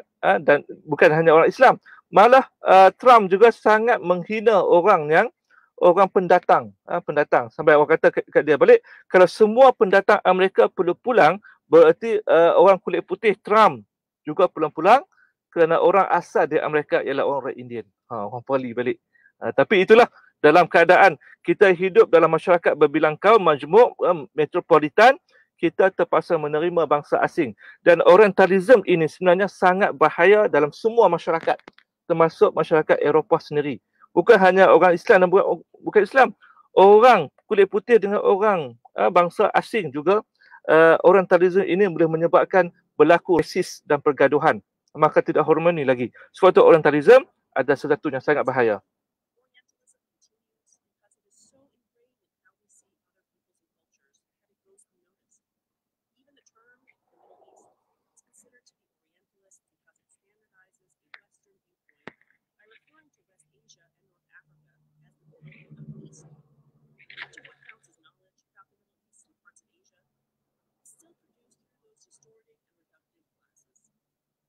Just like in the 18th and 19th centuries, Orientalism remains powerful because it shapes not just how people in the West view the East, but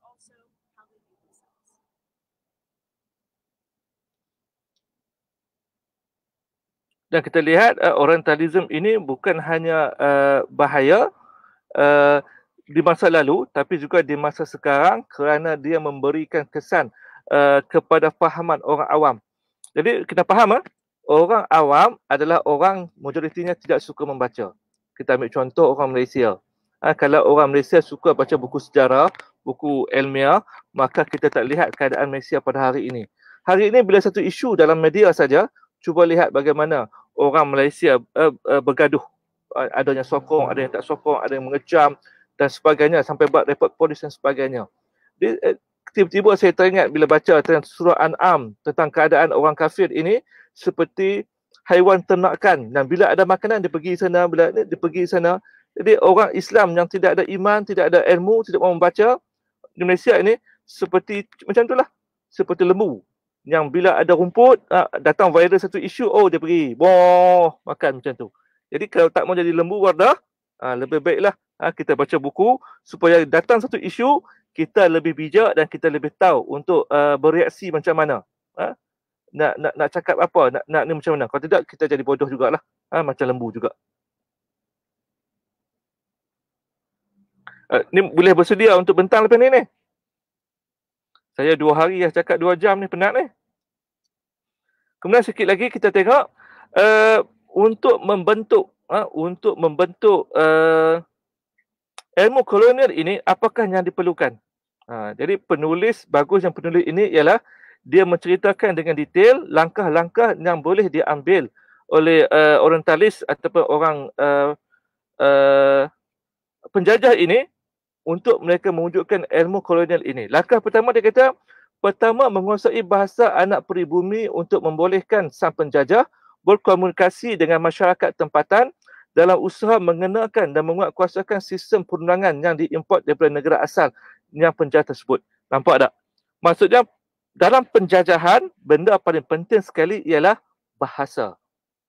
Sebab itu apabila bahasa telah dimusnahkan, bahasa Melayu telah dimusnahkan, sehingga orang lebih percaya pada bahasa Inggeris, berarti bangsa Melayu berada dalam tahap yang cukup rendah. Sebab itulah penjajah sebelum datang menjajah, mereka belajar dahulu bahasa Melayu. Kena ingat, kamus bahasa Melayu telah dicetak, telah dihasilkan lama sebelum kamus bahasa Inggeris. Sudah ada bahasa Melayu, bahasa Cina, bahasa Melayu, bahasa-bahasa lain untuk perdagangan. Sebab ketika itu, bahasa utama untuk berdagang di Melaka adalah bahasa Melayu.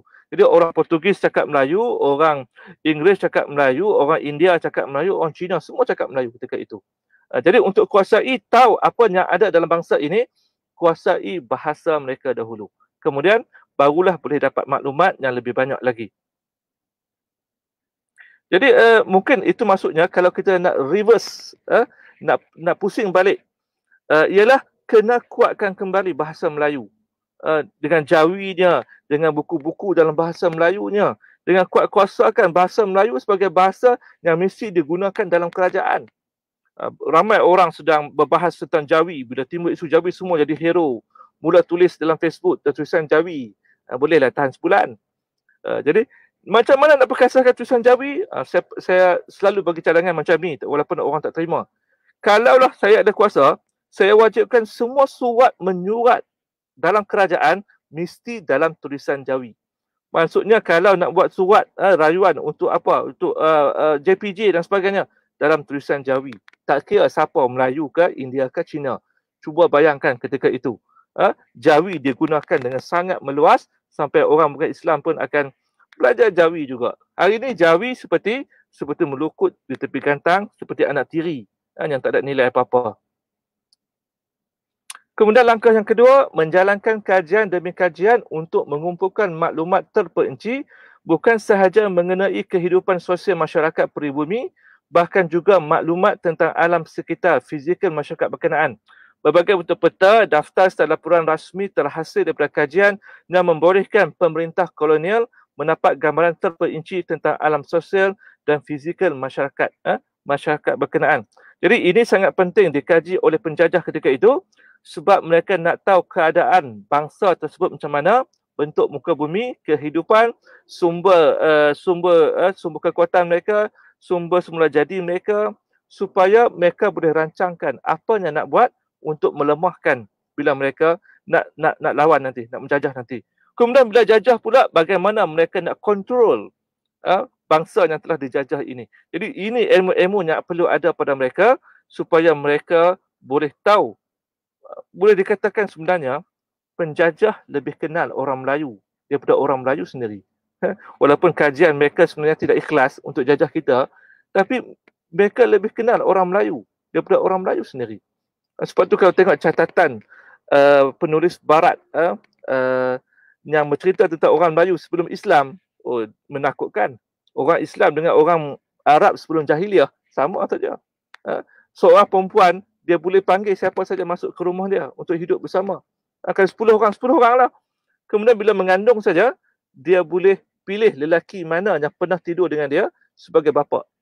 Sama dengan orang Arab sebelum datangnya Islam. Dan mereka bunuh sesama sendiri, berperang, makan bangkai, kemudian berlaku perzinaan dengan bebas dan sebagainya. Itu masyarakat Melayu yang digambarkan. Jadi bila dia ambil gambaran itu, memang nampak orang Melayu teruk lah. Tapi bila Islam datang, sebenarnya ia telah diubah. Dan kesan yang besar sebenarnya. Contohnya, belajar di Mesir, nanti Wardah, Suhaibah, ni semua nak pergi ke Mesir. Antara pengalaman kami ialah orang Arab panggil apa pada kami? Bongga-bongga. Melazi, bongga-bongga. Sebab dia ingat itu bahasa kita. Dia ingat orang Malaysia ini tinggal di atas pokok. Kadang-kadang dia tanya, di Malaysia ada kereta? Kereta ada kereta. Kapal terbang ada kapal terbang. Kita kadang geram juga apa ingat Malaysia terang mana. Tapi itulah sebab negara yang mau mencekam rakyat dia ketika itu. Jadi siaran berita dalam TV cerita tentang Malaysia, dia ambil yang cerita 80-an. Kadang-kadang cerita tentang Sabah Sarawak, tentang orang hutan. Jadi gambar kita duduk atas pokok lagi. Macam tu. Sedangkan filem-filem terbaru tak disampaikan. Itu antara cara pemerintah yang jahat untuk mengongkong masyarakat dia supaya dia sangka, tengok ini lah Mesir lah kerajaan paling baik sekali. Memberi kemudahan yang banyak, tempat lain tak ada ni. Ini memang taktik digunakan oleh semua pemerintah. Tapi dalam dunia yang terbuka pada hari ini, semua orang tahu. Tak boleh bohong lagi lah. Kemudian, langkah yang ketiga, mengumpul maklumat perangkaan tanah jajahan melalui kajian bancian atau 5 sensus. Pelbagai kategori sosial diperkenalkan untuk mengklasifikasikan manusia kepada kelompok-kelompok yang mudah dikenali. Himpunan maklumat perangkat ini bukan saja untuk dicerna guna menjadi fakta-fakta, malah diterima sebagai kenyataan sosial tentang masyarakat yang dijajah. Mesti kamu tak faham. Siapa tak faham kat tangan? Faham. Faham, suruh terang lagi. Baik. Maksud dia, penjajah cuba mengkategorikan bangsa yang ada, rakyat tanah Melayu ini, sebab itu terhasilnya perkauman. Kesannya berlaku perkauman di Malaysia sampai ke hari ini. Maka digambarkan Melayu satu kaum yang paling dominan, Cina, India dan sebagainya. Menyebabkan bangsa-bangsa lain, Melayu ni dalam dia, cuba tanya mak ayah kamu, betul ke Melayu? Entah-entah Wardah tu Jawa. Suhaibah mungkin daripada mana tu, daripada Bali ke manakah. Saya bukan orang Melayu tanah Melayu. Saya orang Fatani. Betul, hidung mancung. Orang Fatani hidung mancung. Kenapa? Sebab dia berasimilasi dengan Turki. Sebab tu orang Fatani comel-comel. Memang ada orang Fatani sini. Pakat mengaku. Cuba tanya mak ayah tengok. Tapi bila penjajah buat pengklasifikasian ini, menyebabkan semua orang Jawa, orang Aceh, orang Fatani, mamak pun mereka mengaku sebagai Melayu. Maka dikategorikan sebagai Melayu untuk mendapatkan hak-hak yang istimewa orang Melayu di Malaysia ini. Dulu berebut, apakah mamak boleh diamalkan orang Melayu? Akhirnya menang kat mamak, maka mamak juga dianggap sebagai orang Melayu. Kesannya ialah itulah menyebabkan kita terasing di antara Melayu, Cina, India dah hidup bersama beratus-ratus tahun, kita masih bergaduh sampai hari ini. Kebencian di antara orang Cina dan orang Melayu masih ada. Melalui lakat ini juga beberapa imej stereotip mengenai sebuah masyarakat peribumi terpahat dan diabadikan dalam bentuk logo patung Nanti langkah keempat, menyimpan pelbagai bahan dan artifak yang telah dikutip dari kajian dan dibanci untuk dipamer dan ditonton di muzium, zoo, taman negara dan koleksi peribadi guna membuktikan kepada masyarakat yang menjajah dan dijajah tentang sejarah serta kedudukan peradaban pribumi dalam trajektori evolusi dan hierarki peradaban sejagat. Melalui langkah ini juga beberapa imej stereotip mengenai sesebuah masyarakat pribumi terpahat dan diabadikan dalam bentuk logo, patung dan tugu, kepala surat dan beberapa bentuk lain yang memperoleh sebagai imej rasmi. Contohnya, orang Melayu dengan songkok dan sarung, rumah beratap Rumia dan sebagainya. Jadi gambaran-gambaran tentang bangsa ini menyebabkan kita percaya bahawa bangsa ini tetap macam ni. Macam orang Mesir gambarkan orang Malaysia duduk atas pokok. Sebab itu gambaran yang dia dapat. Begitu juga digambarkan orang Melayu ni pakai kain pelekat dekat nak terlondeh, baju tak pakai kopiah, pakai songkok sebenarnya. Itu gambaran orang Melayu. Menyebabkan seluruh dunia nampak orang Melayu macam tu, termasuk orang Malaysia sendiri. Dan digambarkan juga bahawa bila mereka mengkaji orang Timur, mereka anggap orang Timur dan kaitkan dengan teori evolusi. Maka mereka gambar orang Eropah, orang Melayu yang hidung kemik macam kamu ni adalah orang yang separuh beruk. Maka dipamerkan gambar-gambar di London tu, di Eropah. Tengok, ini dah contoh bangsa yang belum sempurna evolusinya macam kita. Kononnya mereka ini orang Eropah, orang yang paling baik evolusinya. Jadi contoh ini, bila masuk dalam buku sejarah, masuk ditayangkan di muzium, dia menjadi satu stereotip atau label, dan label ini sukar untuk dihilangkan. Langkah kelima, ini gambaran rumah atap Rumia dan orang Melayu ketika itu. Yang kelima ialah mengasaskan satu sistem pengintipan. Ini jasus atau surveillance intelijen yang dianggap perlu bagi menjamin keselamatan serta kestabilan politik pemerintahan kolonial dan majoriti masyarakat jajahan. Ini kerana dalam masyarakat pribumi yang terjajah itu dianggap dengan berbagai anasir jahat dan subjektif, biarpun bersifat minoriti dan boleh membahayakan. Berdasarkan sistem mengesahkan identiti rasmi seorang melalui penggunaan cap jari, kad pengenalan dan sebagainya. Baik, langkah kelima ini digunakan oleh penjajah. Tujuannya ialah mereka nak elakkan pemberontakan. Sebab itulah dia antara satu cara yang disebut dalam kitab sejarah, buku sejarah. Kononnya untuk menghalang komunis ialah dengan memperkenalkan kad pengenalan. Faktor itu mungkin betul, tapi tak tepat ataupun tak menyeluruh. Kad pengenalan juga diperkenalkan supaya penjajah boleh mengawal gerakan konservatif ataupun haluan kiri daripada para ulama, daripada komunis dan sebagainya yang menentang mereka. Jadi tujuan perbancian ataupun IC dan sebagainya, itulah tujuannya. Dan hari ini bila kita dapat tahu tentang IC yang dijual kepada warga Cina dengan begitu banyak, berarti sebenarnya kita sedang membuka satu laluan yang tak elok. Berarti akan ada dalam negara kita jasus atau intelijen yang menyelinap masuk dalam negara kita yang mungkin memporak-porandakan masyarakat kita, menyebabkan hari ini kita bergaduh. Melayu dengan Cina-nya, dengan India-nya, dengan parti politik dan sebagainya. Kalaulah berlaku serangan satu masa nanti, Cina menyerang misalnya, siapa tahu bahawa mereka yang telah datang mendapat IC palsu akan menjadi tali barut yang akan memusnahkan kita dari dalam. Sebab jumlah dia terlalu banyak. Jadi penjajah buat cara yang sama. Jadi kita pun bila dah jadi negara, kita kena jaga betul-betul kewarganegaraan kita, kedaulatan kita.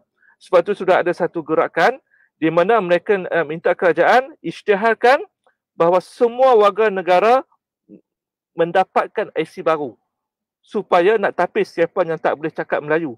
Macam mana boleh dapat IC Melayu, cakap Melayu tak boleh? Isu baru ni yang kes seorang India mabuk, langgar seorang polis sehingga meninggal dunia. Ada baca? Terpaksa dibacakan dalam bahasa India. Macam mana dia ada IC Malaysia, tak boleh cakap Melayu?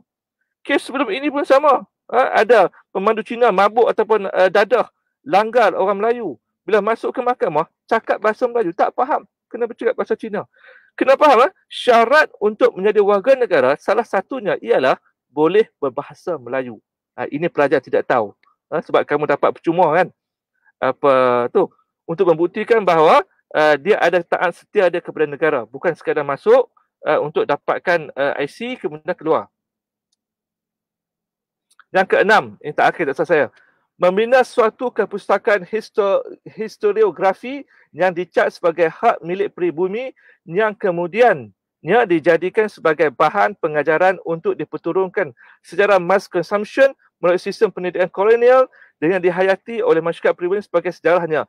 Kerangka konseptual yang mengikat kepustakaan historiografi tersebut ada sistem klasifikasi dan teori sosial Eropah. Inilah yang diajarkan kepada orang Melayu pada hari ini. Jadi ilmu kolonial tadi mereka dapat maklumat tentang geografi, tentang sikap orang Melayu, tentang budaya ditulis oleh orang Barat dengan minda mereka sebagai orang Barat. Faham tak? Jadi mereka bias. Mereka komen tentang orang Melayu malas, orang Melayu tak pakai baju dan sebagainya. Jadi bahan itulah yang dipaksa digunakan dalam sejarah, dalam buku syarah tempatan, buku geografi tempatan yang digunakan oleh kita dari dulu, kini dan sampai sekarang. Ada sikit-sikit perubahan, tapi itu pun tidak begitu menonjol dan kita lihat kesannya ialah kita seolah-olah masih dijajah oleh penjajah yang berpuluh tahun meninggalkan kita. Jadi setakat itu pelajar akan mula tengok balik apa yang mereka faham. Saya ada 7% lagi sebelum ditutup. Jadi saya nak dengar pula daripada pelajar apa yang mereka nak sampaikan, apa yang mereka dapat. Macam mana mereka nak berhadapan dengan ilmu kolonial ini. Kita bagi... Boleh? Boleh buka mic masing-masing?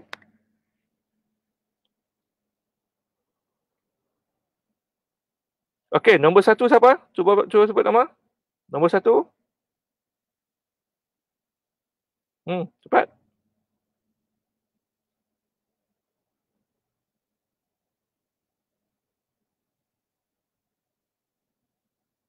Ada, siapa dia? Buka mic dulu baru boleh cakap.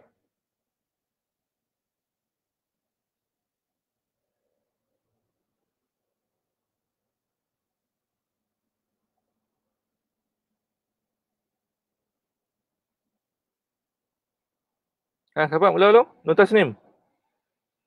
Nur Tasnim nombor 1. Suhaibah nombor 2. Wardah nombor 3. Boleh?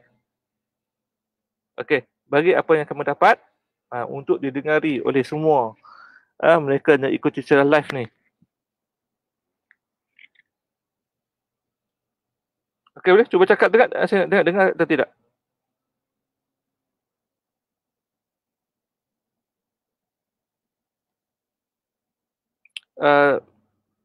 Suhaibah, awak punya mic belum dibuka lagi. Masih mute. Cuba unmute dulu. Okey, boleh cakap. Boleh mulakan cakap.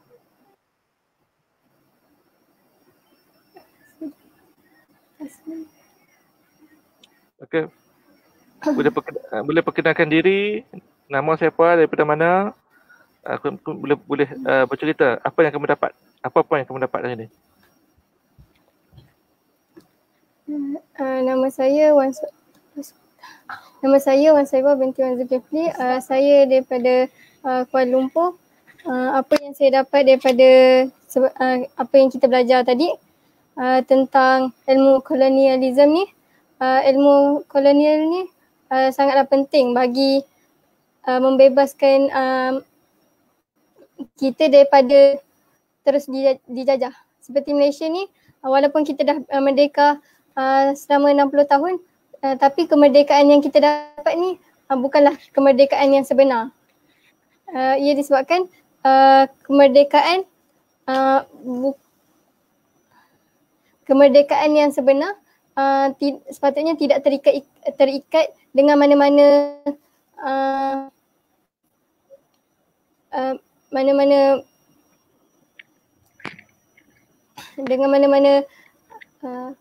syarat daripada penjajah. Mana-mana syarat. Seperti kalau kita tengok undang-undang kita pun masih menggunakan undang-undang barat. Cara pemakaian kita pun terikut-ikut dengan cara pemakaian penjajah.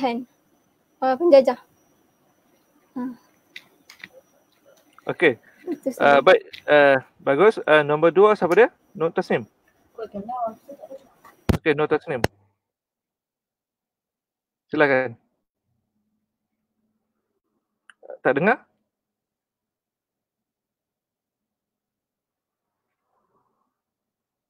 Tak dengar Nur Tasnim. Mic awak tak buka ke apa? Buka dah. Cuba cakap tak? Dengar tak? Tak ada, tak dengar. Tak apa, awak baiki dulu. Wardah. Mana Wardah? Hilang gambar dah. Wardah ada Wardah?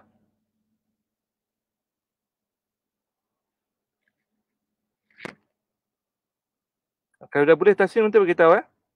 Baik, jadi kita belajar tentang ilmu kolonial hari ini. Kita nak tahu asal usul dia, bagaimana ia dihasilkan, dan kemudian kita lihat bagaimana penjajah menggunakan ilmu ini untuk menawan kita, supaya kita tahu bagaimana kita nak hilangkan ilmu tersebut ataupun kesan pengaruh daripada ilmu ini yang digunakan oleh penjajah terhadap diri kita.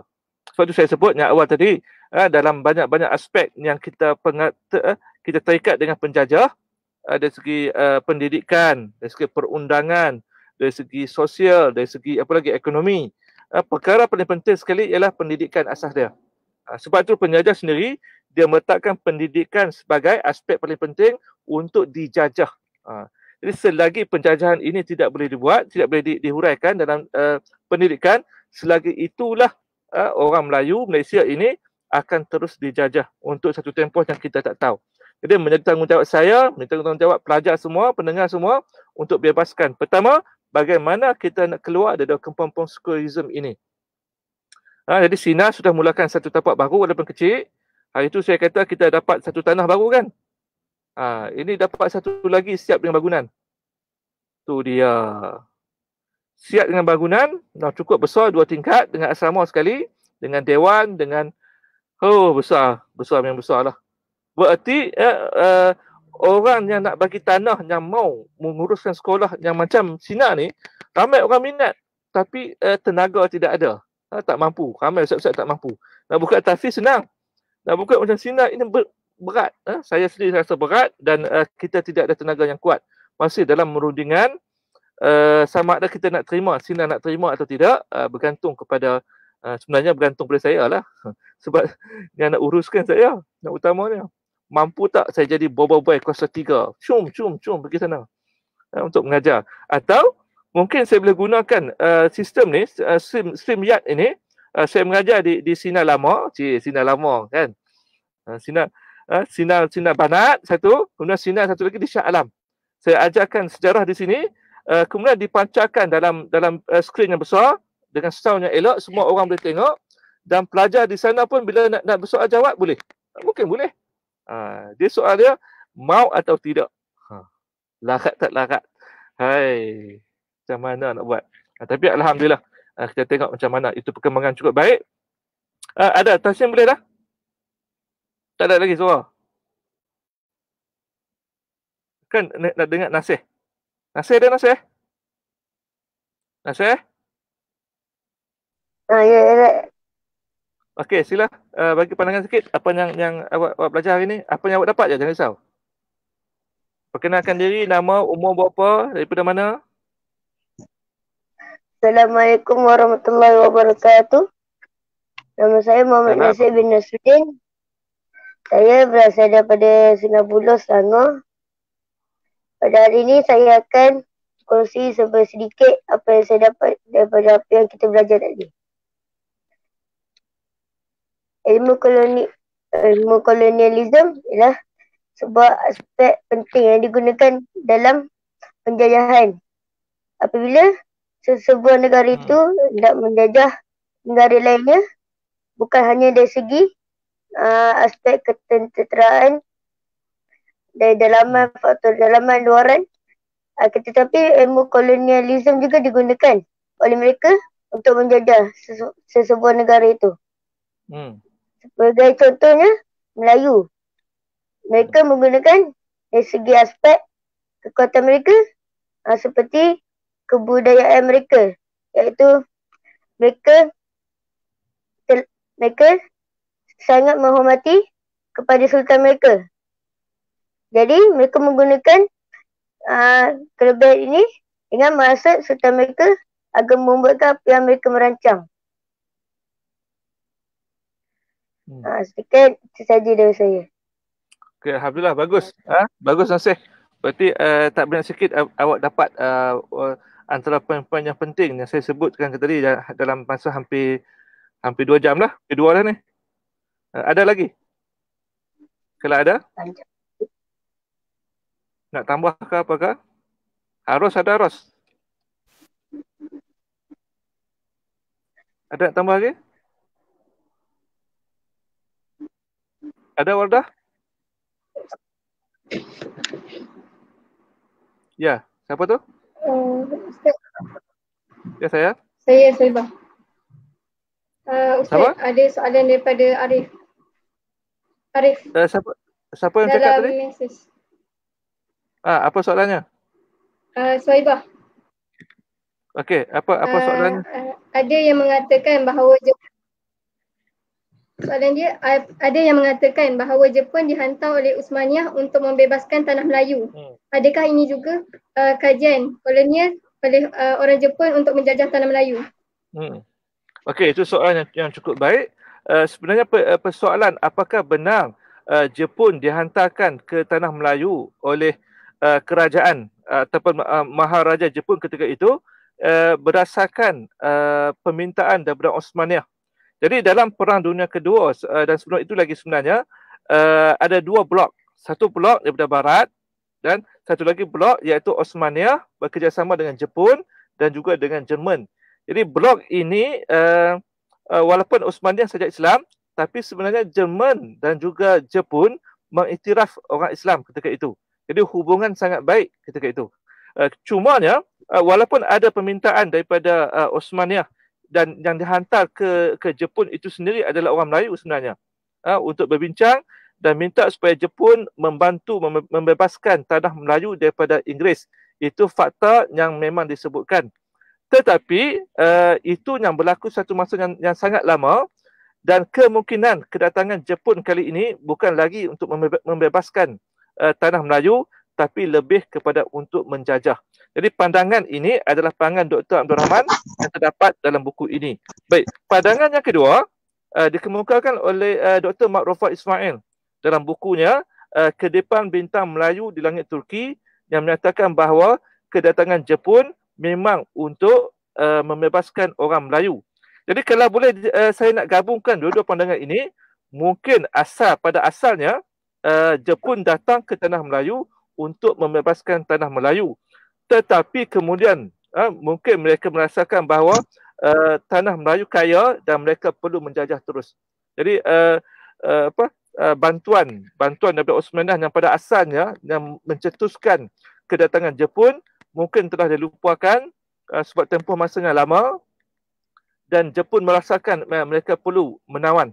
Dan mungkin juga Jepun menggunakan sentimen Uthmaniyah, hubungan Jepun dan Uthmaniyah sebagai satu pujukan kepada orang Melayu untuk menyokong orang Jepun, kerana orang Jepun bersama dengan Uthmaniyah, orang Jepun juga adalah Asia, sedangkan orang Inggeris adalah orang Eropah yang berperang dengan Uthmaniyah. Jadi nilai Uthmaniyah kepada bangsa Melayu di Malaysia ketika itu sebenarnya sangat tinggi. Sebab semua orang Islam di seluruh dunia beranggapan Uthmaniyah sebagai khalifah yang memberi payung kepada orang Islam. Sebab itu bila jatuh itu yang menyebabkan semua terkapai-kapai. Jadi pandangan itu mungkin benar, mungkin tidak, cuma kita boleh selaraskan kedua-duanya sekali. Boleh? Dapat jawapan? Okey. Okey, saya ingat setakat itu dahulu sebab saya tinggal 2% saja laptop saya ni. InsyaAllah kita akan masuk dalam lepas ni apa dia? Esok ada apa?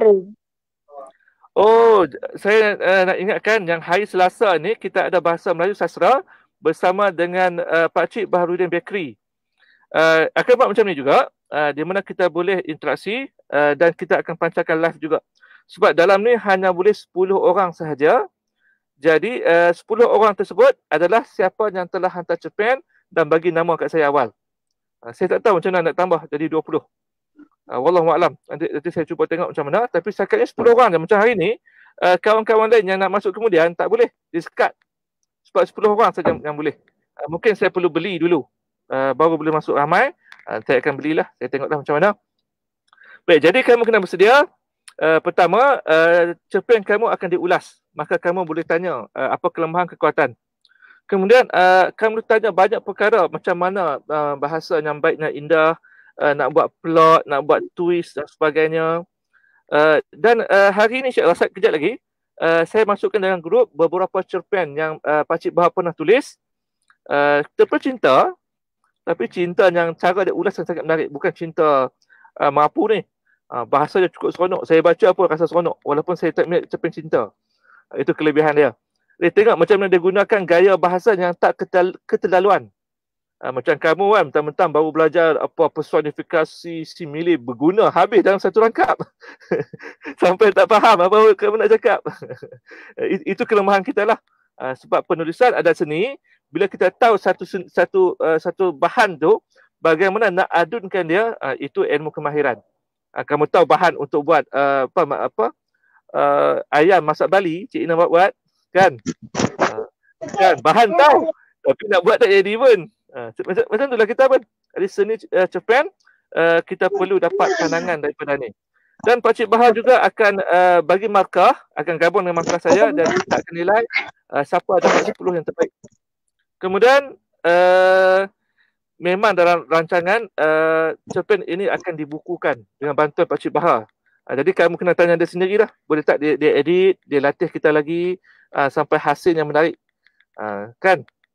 Takkan kamu nak bagi orang baca cerpen kamu yang tak sempurna. Buat bagi elok sikit. Dan kemudian masing-masing jual lah. Seorang 20 buah ke. Jual kat mak makan, kat jiran. Oh, seronok no? Seronok lah. Cik, jadi penulis. Okeylah. Baik, dan terima kasih kerana bersama dengan saya selama 2 jam. Bersama langsung di Karak, di sebelah gerai. Belakang ni gerai jual durian. Tapi durian tak ada. Di sini jalan raya. Nanti Pakcik Cina dia datang lintas duk heran tengok saya cakap seorang diri. Habis. Assalamualaikum warahmatullahi wabarakatuh. Waalaikumsalam warahmatullahi wabarakatuh. Dia dah terpadam sendiri.